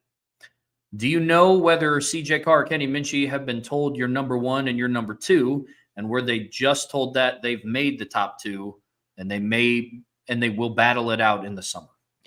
I'm under the impression that they have not been told there's a pecking order. That's my understanding, is that it's like It was more about telling Steve he's not in it than saying you're 3. It was more about saying, like, it's going to be one of them. So I don't believe that that's was the story. Aiden Benami, I scrolled pretty far on Steve's portal post, and no lies, I did not see one bad comment or remark, or not even a backhanded compliment. Every single comment was supportive and positive. I mean, I didn't expect it to be any different. Number one, he's a good kid. If he's smart, his agent wrote that for him. But if he didn't, that I could see Steve making a comment like that. But look, Notre Dame didn't lie to him, and he knows that. He got a shot to battle, and he got beat out. I think Steve loves Notre Dame. I think Steve would like to have stayed at Notre Dame, but he also had to look out for himself now the spring's over, and he did exactly what he should have done if he wanted to still play college football. Like, there's nothing wrong with transferring. I transferred. There's a right and a wrong way and a right time and a wrong time. Steve is transferring at the exact absolute perfect time for him because he now knows I got my shot. There's no bitterness. I don't think he's happy about it, but I think Steve knows. He knows those other kids are better than him. I don't think there's any doubt in my mind. So I would be I'd have been shocked if there was some sort of backhanded comment because that's just not who he is, in my opinion. Nothing about Steve Angeli makes me think he's going to make some bitter backhanded jab at quarterbacks or the team or the coaches. Just not who he is. Agreed. Coach Jay, over under 28.5 passing touchdowns. As a team coach, if we're looking for 15, 16 games, I'm going to go over. If we're looking at it for like the entirety of the season, I'm going to go over. Because what did they have last year? Like 25, 24 last year. And that's about as low as you're going to get throwing a football because you also had a quarterback that rushed for 17 touchdowns. So, like, some of those throws are going to get, just naturally, some of those touchdown runs are going to get converted into touchdown passes, at least 3 or 4 of them. And so I just think you're going to see a little bit more of a balanced attack. Now, I don't know I think the question, Coach, would be, does the starter get that number? And if we're going to talk 15, 16 games, that's kind of close to where I think the number should be if we're doing like an over-under. For a fit, like regular season, I'd probably go under on that. But like over the course of the entire playoffs, I think that's a fair number to get to. But when you talk about like the backup quarterback getting some throws, I mean, Steve threw 3 touchdown passes last year. I think he threw like 5 the year before as the backup. He threw 4. He threw 3 touchdown passes in the bowl game. He threw 7 on the season. So he threw a TD against Wake, 1 against Pitt, 2 against Tennessee State. Like, I think that'd be what, like 25 for the starter, 4 for the backup over the course of a 15, 16 games. I'll take the over on that. If you were to tell me regular season, Trev, I might have a different story. I think your answer for this, for the whole season, 15, 16 games is over, correct? What are your thoughts on what would be if Coach's proposition was regular season plus 1, like we've talked about in the past? If that's where his thought was, what would your thoughts be on the over-under for that? Definitely under, but not by much. I don't think it's going to be a scenario where they're at like, 19 at the end of the regular season. I think it'll be somewhat close, especially when we're talking about the offense as a whole, not just the starter, because Marcus Freeman has shown that when he goes and he puts in the second team, they will just continue to run the offense, especially when it's like an early pull. Like if they have a game like they did against Purdue where Riley Leonard doesn't take a single snap in the second half, Steve came in and ran the offense for much of the third quarter. And so, yeah, I'd go under, not by a big margin if it was just regular season. Good question. Tom Redinger. Also, welcome to the IB community because I know you just signed up, so that's awesome.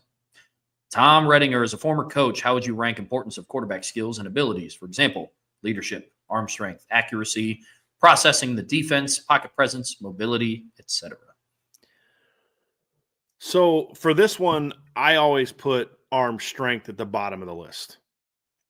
Just because It's nice to have, but in modern offenses and offenses of the past, you could win if you had a guy that didn't have a strong arm. Danny Warfel, exhibit A from a past era. And there's a lot more guys like that nowadays in the college game. You don't want a guy that can't throw a 15-yard fade. I mean, but you don't need a bazooka for an arm. Like Drew Pine wasn't a successful quarterback because he didn't have a strong enough arm. There's other issues that kind of factored into it. So when I look at that, the big thing for me is their building blocks. So, leadership obviously is the one that's a unique intangible. That's kind of in its own is sort of like above all others. You need to have that. But then when I look at the others, I go processing the defense. I look at pocket presence. I look at accuracy, mobility, and arm strength is kind of how I would argue that. And I think you could kind of look at accuracy and mobility and maybe flip those a little bit. But I also think like processing the defense and pocket presence kind of go together. They got to be kind of tied in one-to-one. That's why I kind of have them kind of stacked on top of each other. If you're good at processing defenses, you're usually pretty good when it comes to, pocket presence because you know where the pressure is going to come from or could come from. So that's how I would rank them, Trev. Yeah, if I had to rank them, because some of these are give and take. You go back and you think about 2012 with Everett Golson. He was still young. Processing defenses wasn't a strength of his, but then the arm strength kind of made up for potentially being a hair late on a read because he was able to fit it into windows that Tommy Rees couldn't.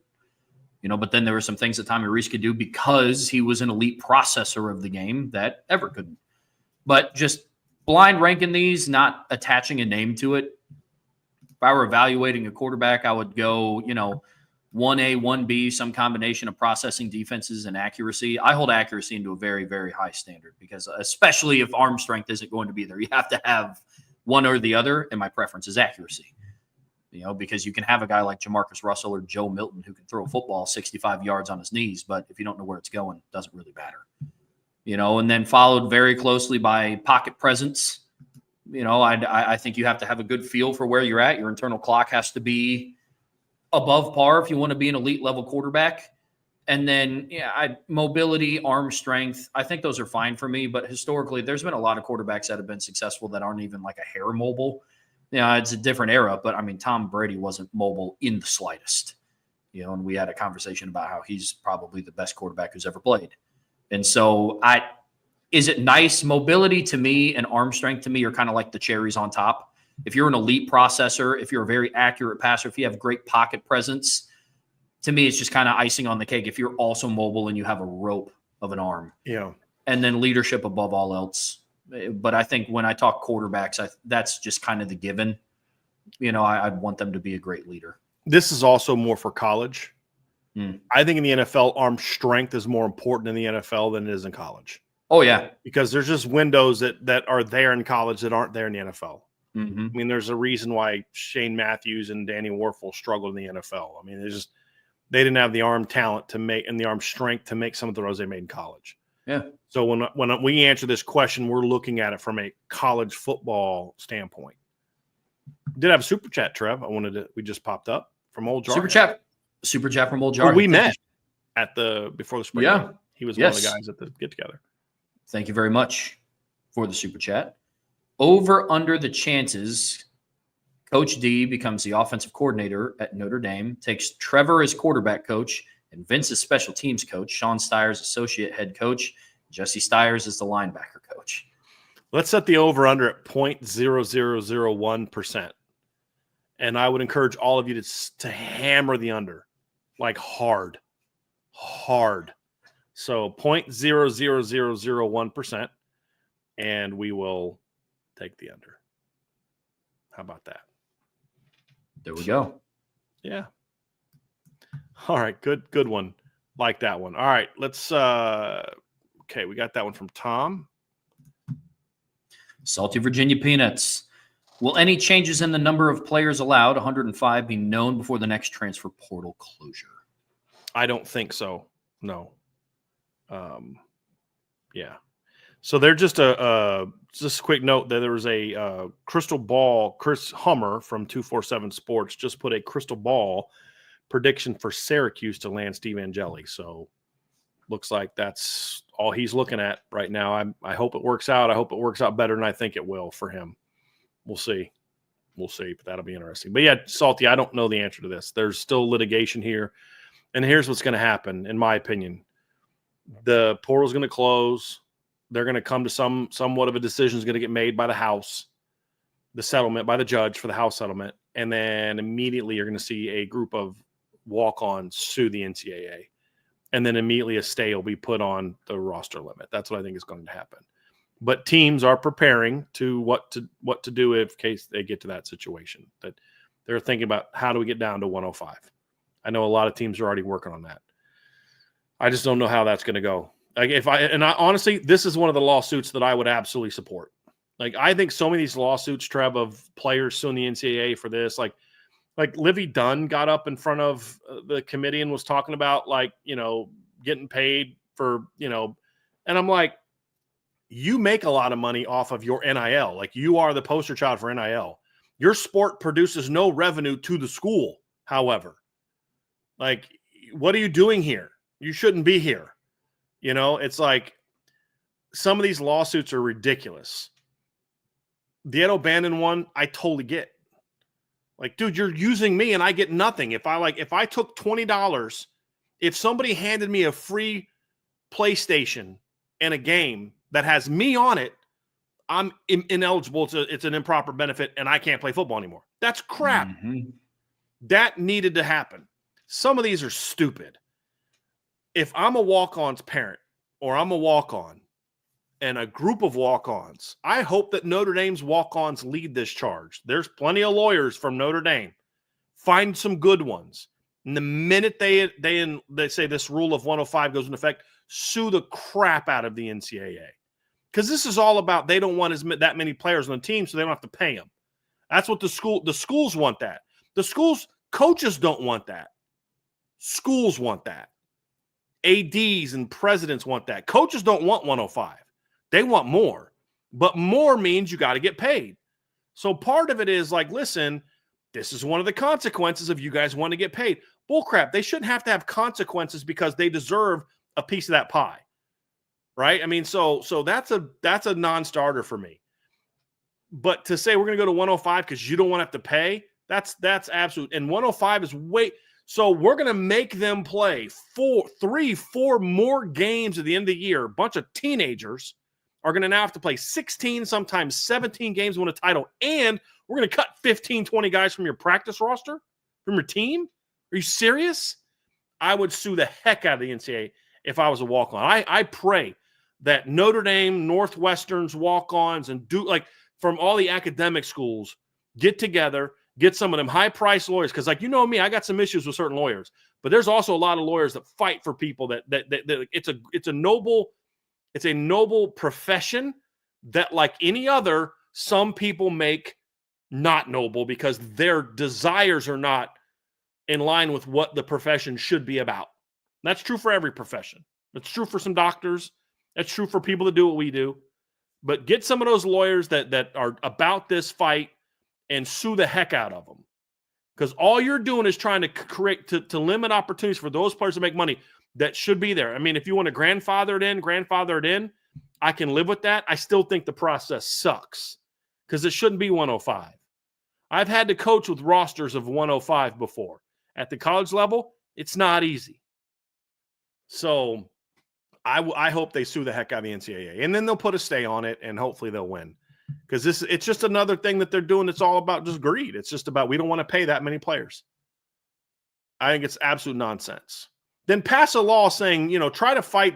Part of your negotiation be, hey, look, anybody that's a walk-on only gets X amount of dollars, right? And you can't pay the tuition for a walk-on player or something like that. I don't know. There's things you could do to protect. Because the lame reason that they're using is, schools are basically going to pay tuition for kids to get beyond the 85 scholarship limit. They're just going to use NIL funds to pay for scholarship for a kid. And then technically he's a walk-on. That's fine.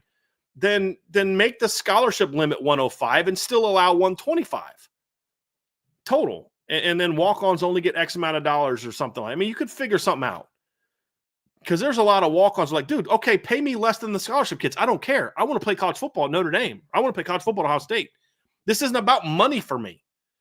This is about you are literally punishing the players who are at the very core the most student athletes of all student athletes you have. Because they not only have to go to class and go to school, they have to get admitted on their own merits, and they have to pay their own freaking way to go to school there. And that's who we're going to cut? That's who we're going to punish? That's who we're going to take this opportunity from? This is why the NCAA sucks. And I get why people just attack them for everything now. It's so lazy. It's blame the NCAA for everything. But it's because of stuff like this that you're now in this situation. And when I say NCAA, I include all of it. Not just the organization in Indianapolis, but who gives them power. School presidents, ADs, boards that don't want to have to pay walk-ons money because they're now part of the rev share. All of you can I was almost about to say something I didn't want to say. But I would sue the crap out. This is one of the lawsuits that I would 100% support. If you are a walk-on player or a scholarship player that's going to get cut because of this lame arbitrary number that they put on it because they don't want to have to pay, I would sue the heck out of them. Everybody else wins. Why won't they? I hope they do. I support this one. I don't support a lot of others. This one, I'm all about. Fair enough. Ticks me off. Really? Yeah, a little bit. Christopher Galloway, Brian, what is your feelings on any Notre Dame players being drafted in the first round? I don't know. I mean, the problem is the two potential first-round picks. One of them is a position that you just don't see a lot of guys go in the first round, safety. The other is coming back from an injury. Yeah. I read an article that Benjamin Morrison had a workout this past week, and apparently he moved around well, but there's only like 20, like they said, like more than 20 scouts with them. Like only 20, like only in like the 20s. Like the fact that not all teams were even sent someone there was, to me, is like, it's not good. Like he would be a guy that I think would be a first round caliber guy if he didn't get hurt this year. And he could have gone to shown his athleticism at the combine and all that, but he's at a position that could get drafted in the first round, but I don't think he's going to have a first round grade right now because just the injuries alone, to me, I think are going to knock him out. And it was two of them. It was a shoulder and a hip last year. Beyond that, I just, Xavier, I haven't seen anybody even actually today, the Pro Football Focus had the closest. They had Xavier Watts getting picked 36th overall. I think by the Jaguars. No, Morse was the Jaguars. I forget. They had him going back-to-back, 36th and 37th. That was the closest I've seen Xavier Watts. I would love it if some like really smart team, like I could see that, I guess, as some really smart team that's always winning, like at 31, 32, saying, hey, this guy's like kind of like a nickel safety that can cover in a league that likes to throw the ball, so we're going to take him. That's my like fingers crossed, oh man, please let it happen. But I haven't seen a single person predict him to go in the first round, so I hope that he does because he deserves it. He's a heck of a football player.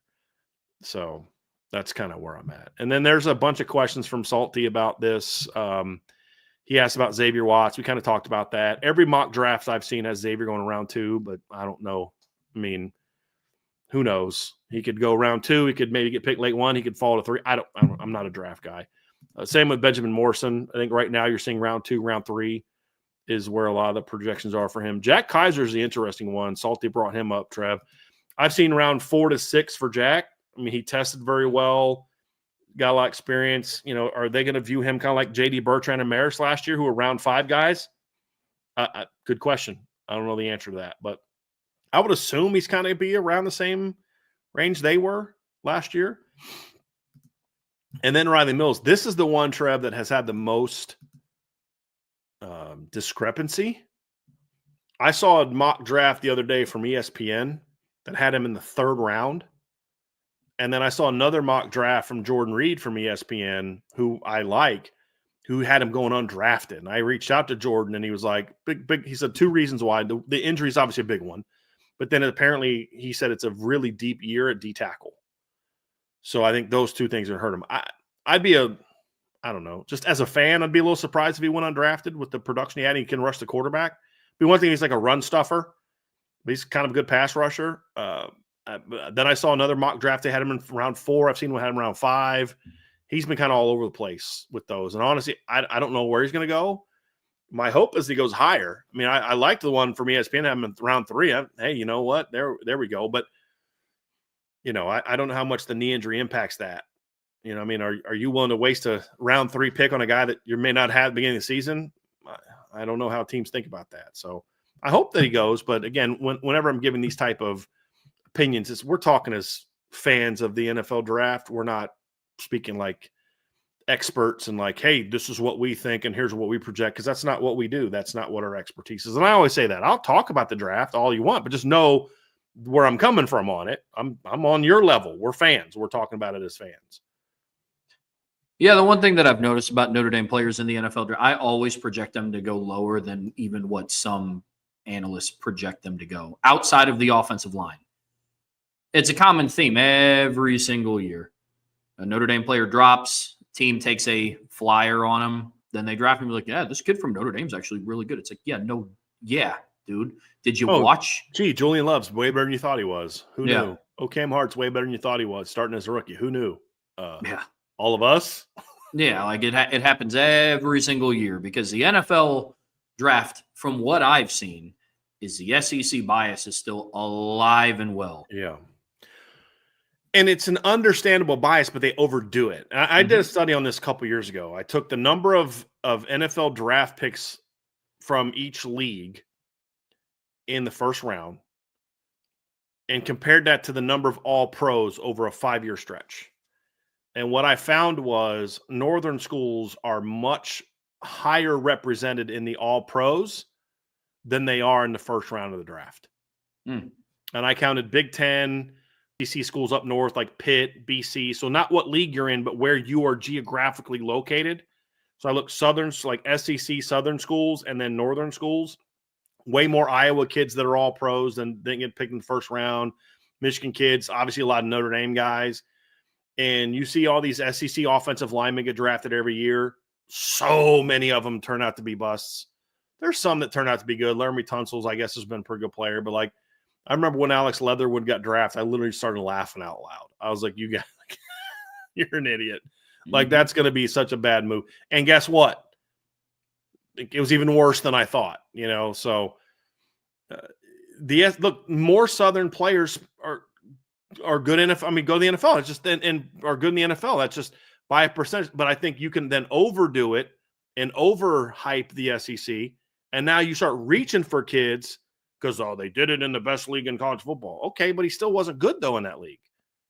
So you think he's going to go to the NFL and be good? It's like I was watching Moneyball last night because I like to have things on the background, and it's that scene where they're going and he's like, so he's a good hitter, and it's a beautiful swing. He's like, then why doesn't he hit good? Like, so we're going to put him against the best pitchers in baseball, and he's going to all of a sudden start hitting? It's like, move on, and that's why I feel about it. It's like, you're shocked that this guy got the NFL and didn't have any instincts. Well, duh, he didn't have any instincts in college. But he ran real fast and played in the SEC. Okay, great. But I agree with you on that, Trev. I mean, there's a reason for the bias to a degree, but you can overdo it. Oh, yeah. I again, from a fan's standpoint, so any NFL analysts listening, don't get too upset. But I guarantee you if Ben Morrison went to Florida or Georgia or Bama, people would be talking about him like a mid-first round pick. Guaranteed. I mean, if Xavier Watts he had better production than Malachi Starks. But if Xavier Watts played at Georgia, they wouldn't be talking about, maybe he goes middle of the second round. Yeah, I think he played in the SEC. Of course he's athletic. I mean, I know he tested this, but of course he's athletic enough. He played in the SEC. I tend to agree with that. You can say I've talked to draft people about this. Like, no. I'm like, okay, yeah, you tell me no. But I see guys that they have average film get way overdrafted every year, and it's always from one league. You don't see a lot of guys from like Penn State will at times have some guys overdrafted, but not even them to a whole degree. You don't see guys from Indiana getting overdrafted or Michigan getting overdrafted. You see guys from Kentucky and Mississippi State getting overdrafted all the time. Now, some of those guys end up panning out being really good players. I understand that. And again, higher percentage, all things being equal, I'm going to go with the guy from the SEC. That's not the problem. The problem is They're not equal, but I'm still going with the SEC guy because SEC. And you see that all the time. Like, why is the narrative on that guy that? It's like I see Jack Kaiser running as fast as some of the SEC linebackers that people have going in round 1 and 2, and I'm like, well, Jack Kaiser, he's smart, he's a try-hard guy. It's like, hold on a second, his testing numbers were the exact. Drew Tranquil had that said about him a lot. Oh, he's smart in it. Like, he also was one of the best testing linebackers in the draft. Mm-hmm. So you get that a lot. You definitely, except for Ohio State. They're the only one because they're considered different. Yeah. And for good reason, they're considered different. Let's see here. Unless you're the Eagles in 2020 who take Jalen Reagor over Justin Jefferson. I will never, ever, ever, ever, ever let any Eagles fan alive ever let them forget about that. Yeah, the one time you should have taken an SEC guy over. Most shocking thing I've ever But seen. he was another Southern school, though. So it wasn't like they took a Northern guy from Michigan over him. Another one from Salty. Did you see more zone defensive schemes on defense in the Jersey scrimmage and the blue gold game? Yes, I did. And then here's the last one from Salty. Nick Sebastian has been a Georgia or a graduate assistant. Georgia, too much SEC bias in your head right now. I know, man. Sorry. It just means more. So Nick Sebastian has been a graduate assistant for a few years now. How long do most GAs stay with a program? I don't know that he's ever been a GA at Notre Dame. He's always been considered like an analyst. So his role now is defensive analyst. He's one of the defensive analysts. So I don't know that he's ever been a GA at Notre Dame. But normally they'll stay 1 to 3 years. I think Max Bulla was at Alabama, I think, for 3 years, I believe. Actually, no, let me look on that, because you know how I hate saying something and it's like, okay, was that accurate? It's going to bother me. I got you. But I'd rather connect it. Yeah, 3 years, 20, 21, 22, and then 23 years at Notre Dame. So since he got out of coaching, Max Bulla has only coached under Marcus Freeman and as the D coordinator, and Luke Fickell's the head coach, Nick Saban, and then Marcus Freeman again, along with Al Golden. That's a pretty good. And who did he play for? Mark D'Antonio and Pat Narduzzi. It was pretty good pedigree. And then, of course, his family already has a great history of being really smart football players and tough, really good football players in college as well. Super chat from Beezer12, washing beard. Should Ben Morrison have stayed? I think he could have benefited from staying, but I also don't think he should have stayed, because when you're ready, you're ready. I mean, when you're ready, just,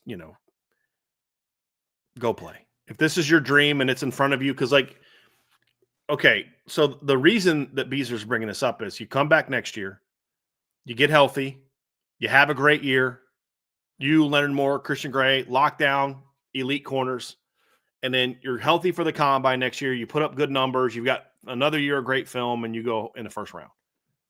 Sounds great, right? Yeah, but what if you get hurt again? What if things don't pan out for you? What if that time away led Notre Dame to realize, dude, this guy's better than you are? I'm not saying that's true. I'm just saying, all types of things could happen. And he was ready, and he knew the risks. He knew that he wasn't going to get drafted as high as he could maybe if he came back, but he was ready. And the thing about Benjamin too is Benjamin, the reason I respect him so much is he did it the right way. He never left his team. He was there all year. I mean, you even saw it on the Here Come the Irish. It's like the playoffs. School's over. He's got to start getting ready for the draft. And he's still in there in the captain's meetings. And there was the one where he brought up something going in the Indiana game, like, hey, I'm hearing a lot of this about, they're already thinking about Georgia. And Freeman's like, hey, thanks for bringing that dude is still invested. He still bought in.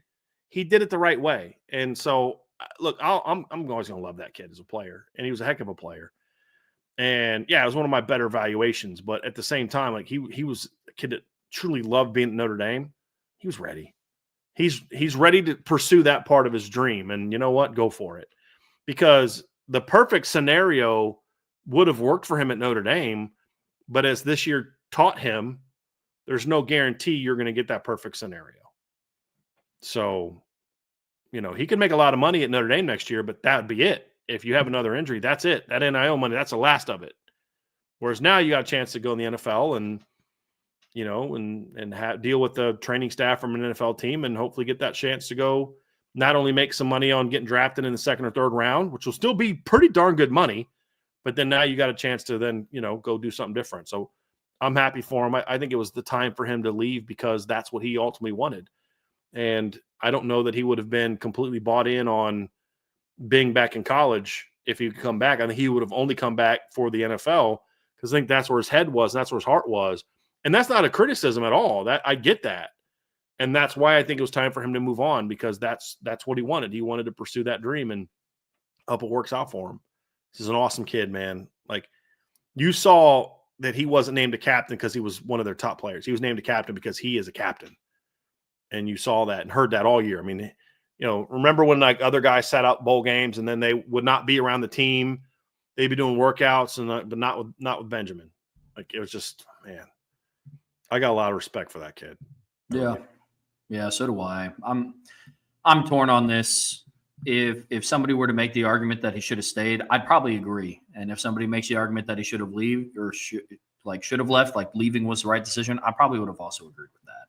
If I'm being honest with you. So he was just ready. Yeah, like as long as he's making whatever decision is right for himself, then I'm on board with it. And it was a decision, from what I understand, that was not rash. It was not reactionary. It's not emotional. Like it was something that he had a lot of time to think about it. And I think there was a period of time where I was told he was actually maybe leaning back towards coming back. But I think that was more about hey, I think this is kind of what may work. But I think at the end of the day, it was always about he wanted to go and he wanted to become a professional football player. And I think that ultimately won out. And if that's where his heart was, then he made the right choice, in my opinion. But as a fan, if I don't care about what's best for Benjamin and I care about what's best for Brian Driscoll as a Notre Dame fan, come back, baby. Come back for another year. Bro. Yeah. Hollis Abner, do you think Chris Ash could try to work on any odd front into this year's defense? If we could get 300-pounders on the field in short yardage, I'd feel great about stopping the run. I mean, they kind of did a little bit of that in the blue gold game. So I would imagine they're not just doing that just for fun. I mean, I don't know that it'll be like a huge part of what they're doing, but I mean, I don't think they were completely ignoring it either. Like just doing it just to kind of bring about, hey, we're just doing this for grins. I think there's something to that, hey, we're going to do some of this. So, yeah, I think we'll see more of that. Roger Dodger, our resident USC fan in the chat. What are the top 3 defenses that Notre Dame will see this season? Will USC surprise everyone and be on that list? No. No, Roger. I think you can make a case that USC will be one of the 3 or 4 best coach defenses this year. But I don't think their talent is – actually, before I say that, let me look through this. So A&M's definitely on there. I mean, you could maybe put USC on there, but it says more about the defenses they play than it necessarily does. Like I actually think you can make a case, and I'm going to pull this up here real quick. I think you can make a case, Trev, that USC should be on there, but I think, like I said, I don't know that means that they're going to have a great defense. Like their defensive line is going to be interesting. They get Anthony Lucas coming back off, off injury. He's never panned out the way they thought. They get Jakeem Stewart, who's a 5-star kid who reclassified, so he should be a senior in high school, but he wanted to get to college quicker so he can get to the NFL quicker. They have Cameron Fountain coming back, Braylon Shelby. They got decent edge players, and then inside they should be decent. You got Keyshawn Silver out of the portal, you got Jamal Jarrett out of the portal, you got Jade Abasiri coming back, you got Devin Tompkins. I mean, there's some good players there. Linebacker, they're okay. Desmond Stevens, Eric Gentry, who's been beat up a lot. Their secondary probably could be the best part of what they do this year. I mean, there's some talent there, but it's not like the talent they've had. I mean, I didn't even think last year's team had more physical talent than what this year's team is going to have.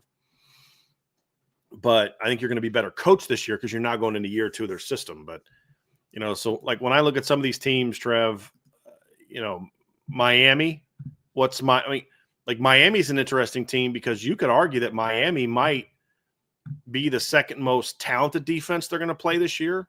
Just looking at their roster and individual players, their D line is going to be really talented. You've got Ruben Bain, Justin Scott, Armando Blunt. You got Ahmad Moten, Malik Bryant, Akeem Masador. You've got, there's talent there. You got talent at linebacker. You've got talent in secondary, although one of the kids that got in the portal's leaving already. But are they going to be a good defense? That I have my doubts about.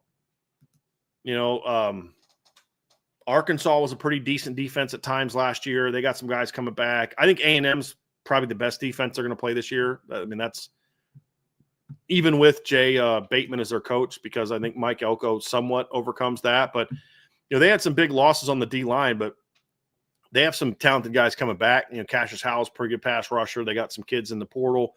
Their linebacking core comes back intact. Their secondary, they only lost one guy. They lost their nickel in secondary. Like Des Ricks and Will Lee, probably the best corner tandem they're going to play against this year, in my opinion. Bryce Anderson comes back as I think third-year starter at safety. He's a good football player. So that's number one for sure. After that, NC State maybe. NC State returned. Yeah, they returned a good amount on their defense too. But they got to replace Tony Gibson, their D coordinator, who's now the head coach I think he's new head coach at Marshall, right? So, NC State's in the conversation, Trev. Pitt with Pat Narduzzi, they have some guys coming back from that defense last year. They could be improved this season. So we will eventually kind of rank we'll do like one of the shows we'll do this summer will be ranking that. Pitt's got a lot of guys coming back, but they're coming back from a defense that wasn't very good. And they always have those weird years where Pitt will be like not good, but then they bring everybody back the next year and they're really good. Who knows what they're going to do. Boston College had a solid defense last year. They returned a decent amount of guys from their team from last year, I believe. So, but there's just not, there's not a lot of great defenses on the schedule, honestly. And that's something to consider when we're talking about projecting the Notre Dame offense this season. Who might have a pretty, might be in the conversation. Boise's going to be well coached. Yeah. And they lost, I think they lost one of their linebackers, went in the portal. But overall, Boise's in the conversation also. But yeah, there's not a lot of good defenses right now. There's some talented ones, but not a lot of good defenses. So, USC's in the conversation for top 3. But that's more so. That says a lot about the defenses on the USC having a great defense this year.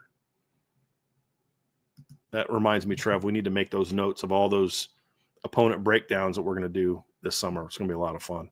Mm-hmm. Tom Connor. I love both these guys, but for whatever reason, I think CJ's the guy. I think it's about his consistency. Am I wrong? Well, look, Tom, I don't think so. I've said before that I've said during this, heck, I even said last year that, once Riley's gone, CJ Carr's going to be the starter. I'm not surprised that I think he's in pole position right now. It's my opinion. And some things I've heard, but I think the staff really wants a legitimate battle between these two. I think they want to, like one of my favorite scenes from the first Godzilla, the new Godzilla, was like, let them fight, let them battle. Let these two Titans battle. We don't need to have anybody else involved in this. Let them fight. And, but I think for CJ, it's not just about consistency though. Because if all CJ had was just, he was consistent, just newer, but Kenny's dynamic, then you're going to start Kenny a bit. To me, because the ceiling is higher. That's what I said. Go with the higher ceiling. It's CJ's consistency combined with the fact that he can make elite throws is what does it. So Kenny can make elite plays. CJ can make elite plays. They're just going to look different. And CJ's consistency is going to win the deal. But that's my opinion. I won't be shocked if Kenny beats him out. But if I was a betting man, I would go with CJ because I think he's just the overall better talent. And I think that he also fits the offense better. I don't think they need, like last year, if this battle was happening a year ago and they were the same age, I would say I'd put more emphasis on Kenny winning the job because I think they needed more of a playmaker with his legs at quarterback last year.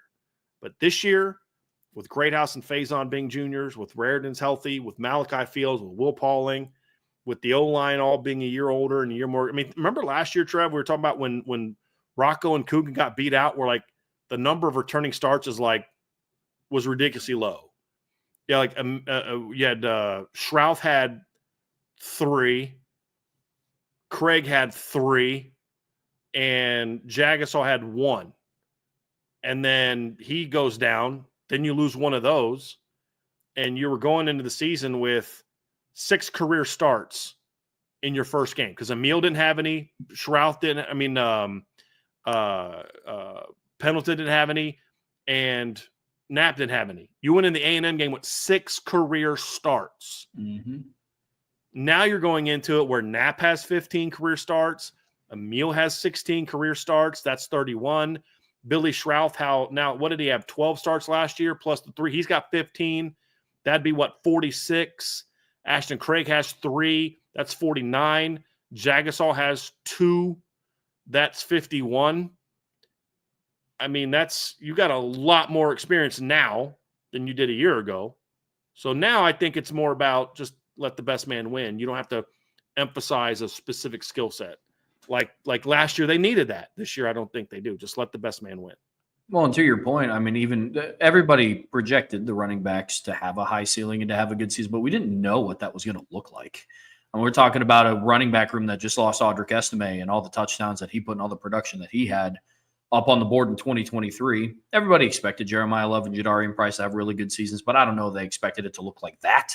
All the more reason that you kind of needed a quarterback under center that if things hit the fan, you had somebody that could put the team on their shoulders. And now going into this year, you don't necessarily need that. You'll need it at times, but you won't need it for 16 games.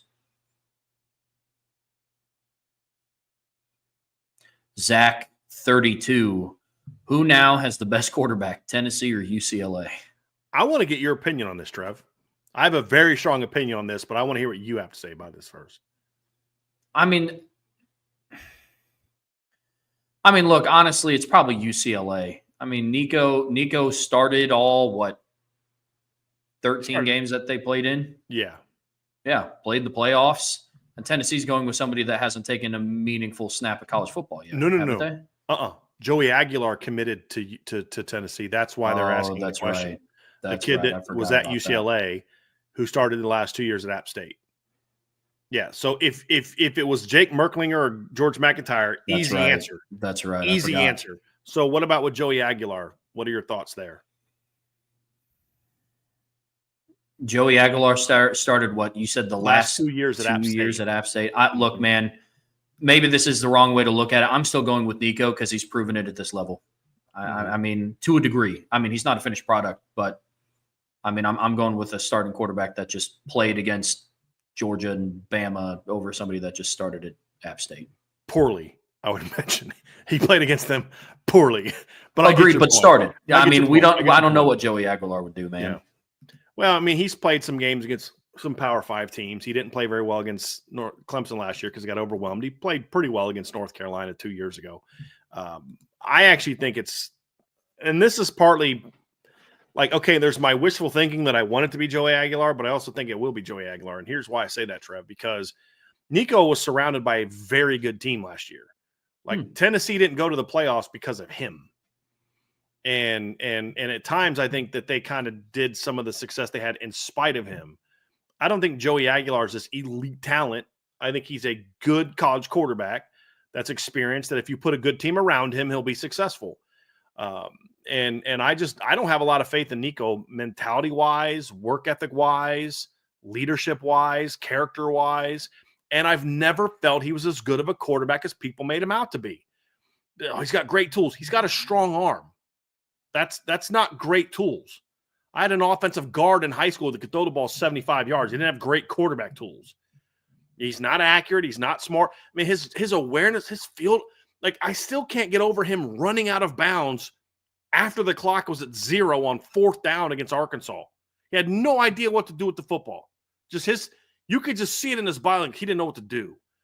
And that was later in the year. This wasn't exactly like, I've never been as a big Nico fan as a player. And then you throw all this stuff. And then what's he going to be surrounded by at UCLA? Whereas Joey Aguilar is walking into a pretty good situation. So I actually think who's got the better college QB? UCLA. Who's got the better pro prospect? I mean, I guess it's Tennessee because of the big arm and stuff, but I'm just not a big Nico guy. And I think the bigger question is the UCLA hitching their wagon to that family, because now his brother is going in the portal and going. I mean, and then Brady Smigel cancels his visit to UCLA. Like you're banking on this family turning your program around. Yeah. This is either going to be a great move by Deshaun Foster, or it's going to be what gets him fired. Yeah, it's going to be one of those two things. Yeah, it's a risky move. No, I agree. To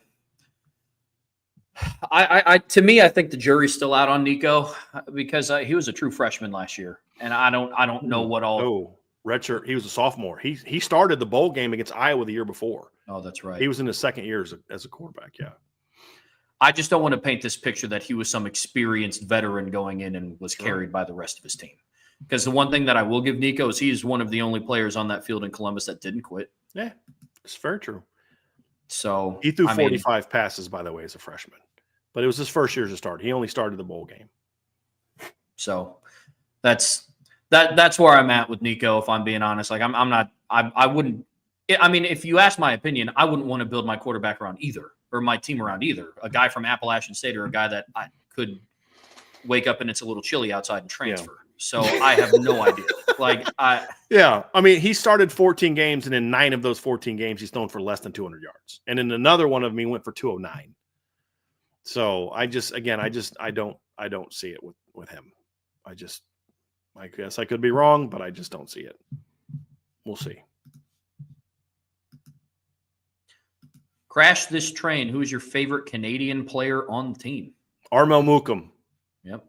It's him, Devin Houston, Will Black.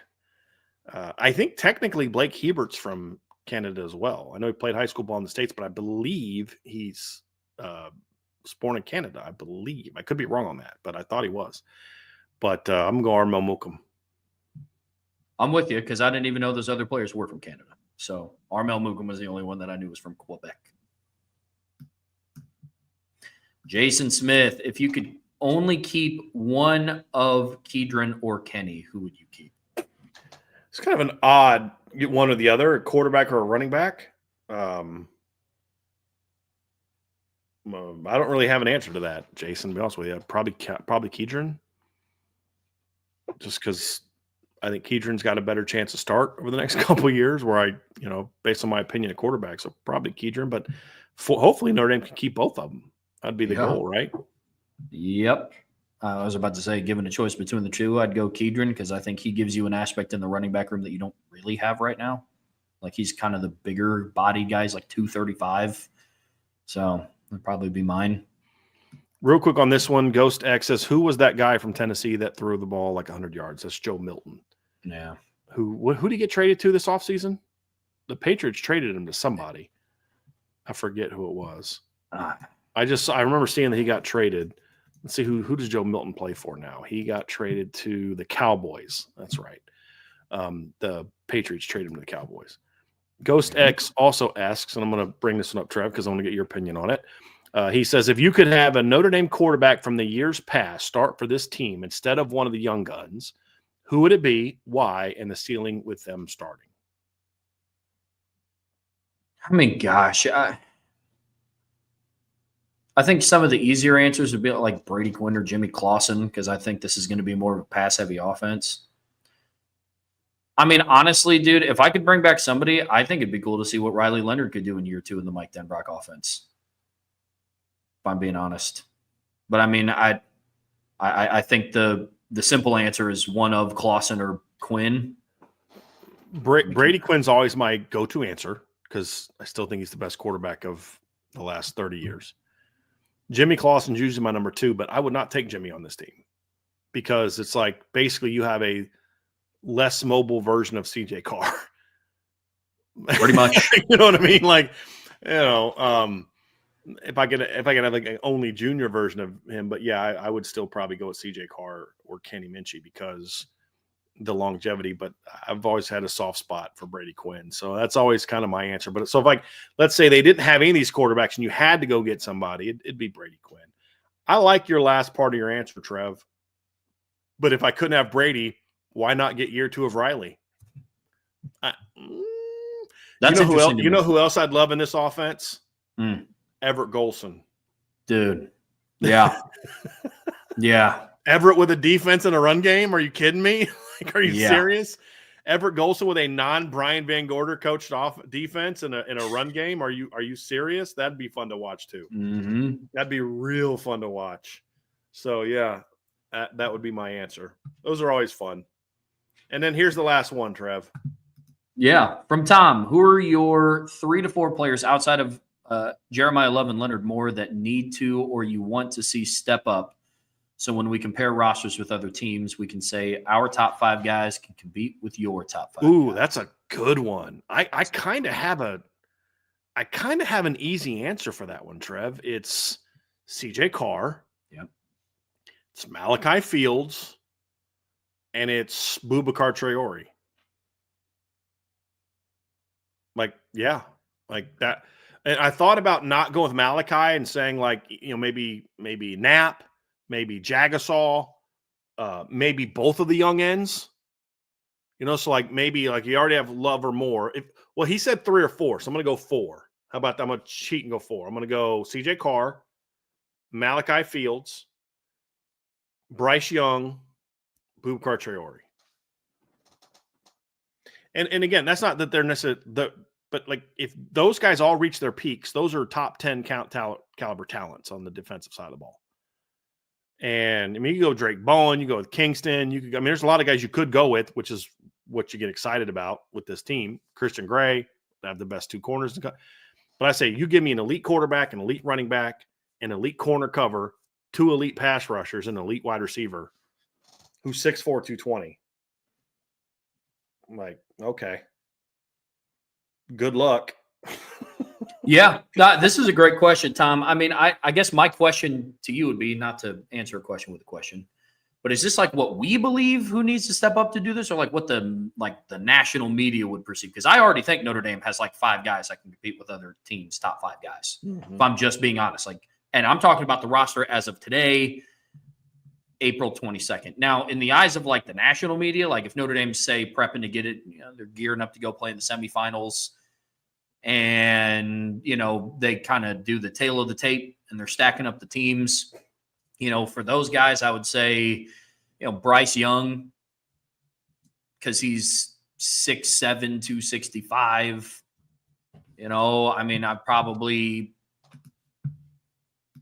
Malachi Fields, yeah. Whoever the quarterback is, Kenny or CJ, yes. And so that's, to me, it's, I think they're already there, if I'm being honest with you. I mean, if it pick any team in college football right now of here's this team's top 5 guys, and I'd be willing to bet that I could come up with at least 5 guys on Notre Dame's roster that could go toe-to-toe for them. One thing that we started doing last postseason that I really enjoyed is we started cranking out some content around the indirect matchups. We talked about that in the Georgia game, whose linebacking group would take the day, Notre Dame's linebackers or Georgia's linebackers. I think Notre Dame is in a spot where you could pick any one of the top teams and say that Notre Dame's top 5 guys can go toe for toe today.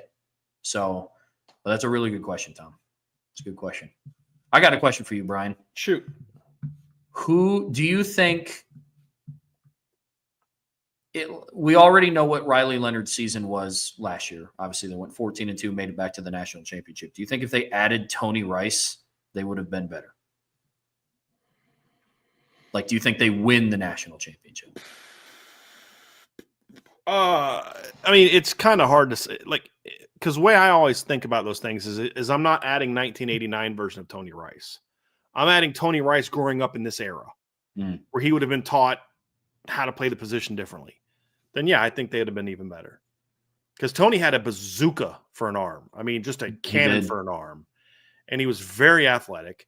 He would have been sort of that dynamic run throw guy that everybody talks about. You know, he'd pass for 2,000 yards, run for 1,000 yards. Like that's what Tony would be if he grew up in today's era. Yeah. If you were going to say you're going to take a time machine and take 1989 version of Tony Rice, and no, they're not going to be better because he couldn't throw well enough in this offense. But if you were to say Tony Rice grew up in this era and played quarterback in this era, he'd be a much different quarterback, and he'd be a very dynamic quarterback because he had a hose for an arm. He was a smart kid, Yeah. and he was a winner. He was a great leader, great athlete. Teammates loved him.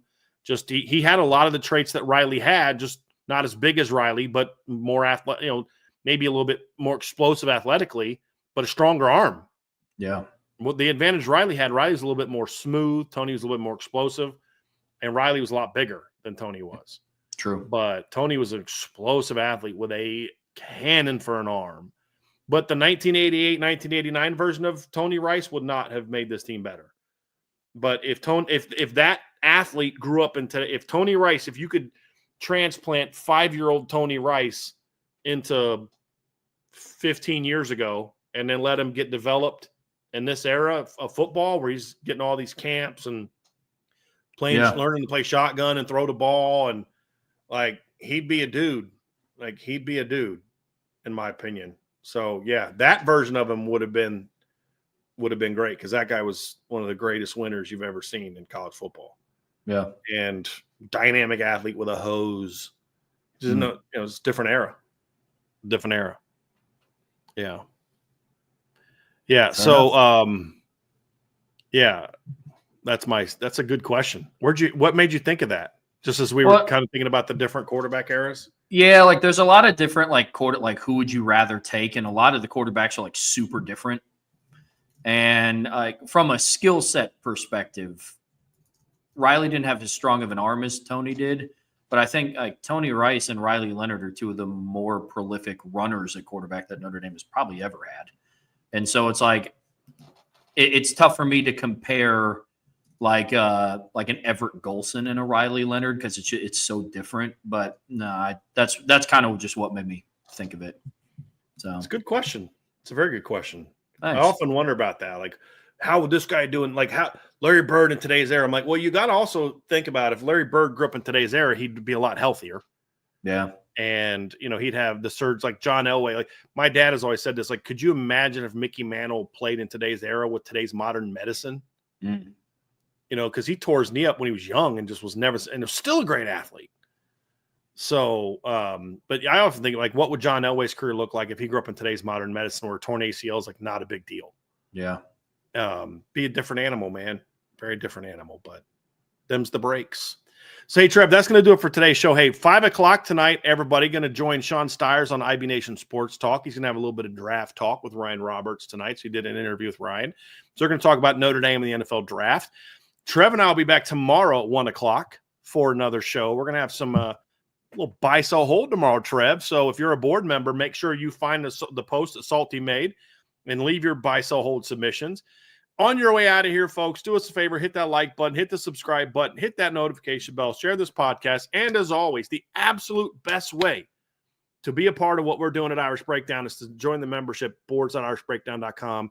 You can be a part of what we're doing. You get the intel, you get the analysis, the breakdowns, the great community. And if you join one of the booster clubs, you can join monthly or annually. But if you join a booster club, it's an annual membership. You pay a little bit more to support us. You get a free IB Club mug. And if you join the Gold Club, you get not only the IB Club mug, but you also get an IB Gold Club t-shirt. So definitely check that out. So for Trevor, I'm Brian. Have an awesome rest of your day. Make sure you're with the guys at 5 o'clock. And Sean will be there with Ryan. And I believe Vince will be there with him for the rapid fire. We will be back tomorrow, 1 o'clock. Same bat time, same bat channel, baby. Ready to talk some more Notre Dame football. Have an awesome rest of your day, everybody. Talk to you again soon on the Irish Breakdown Podcast.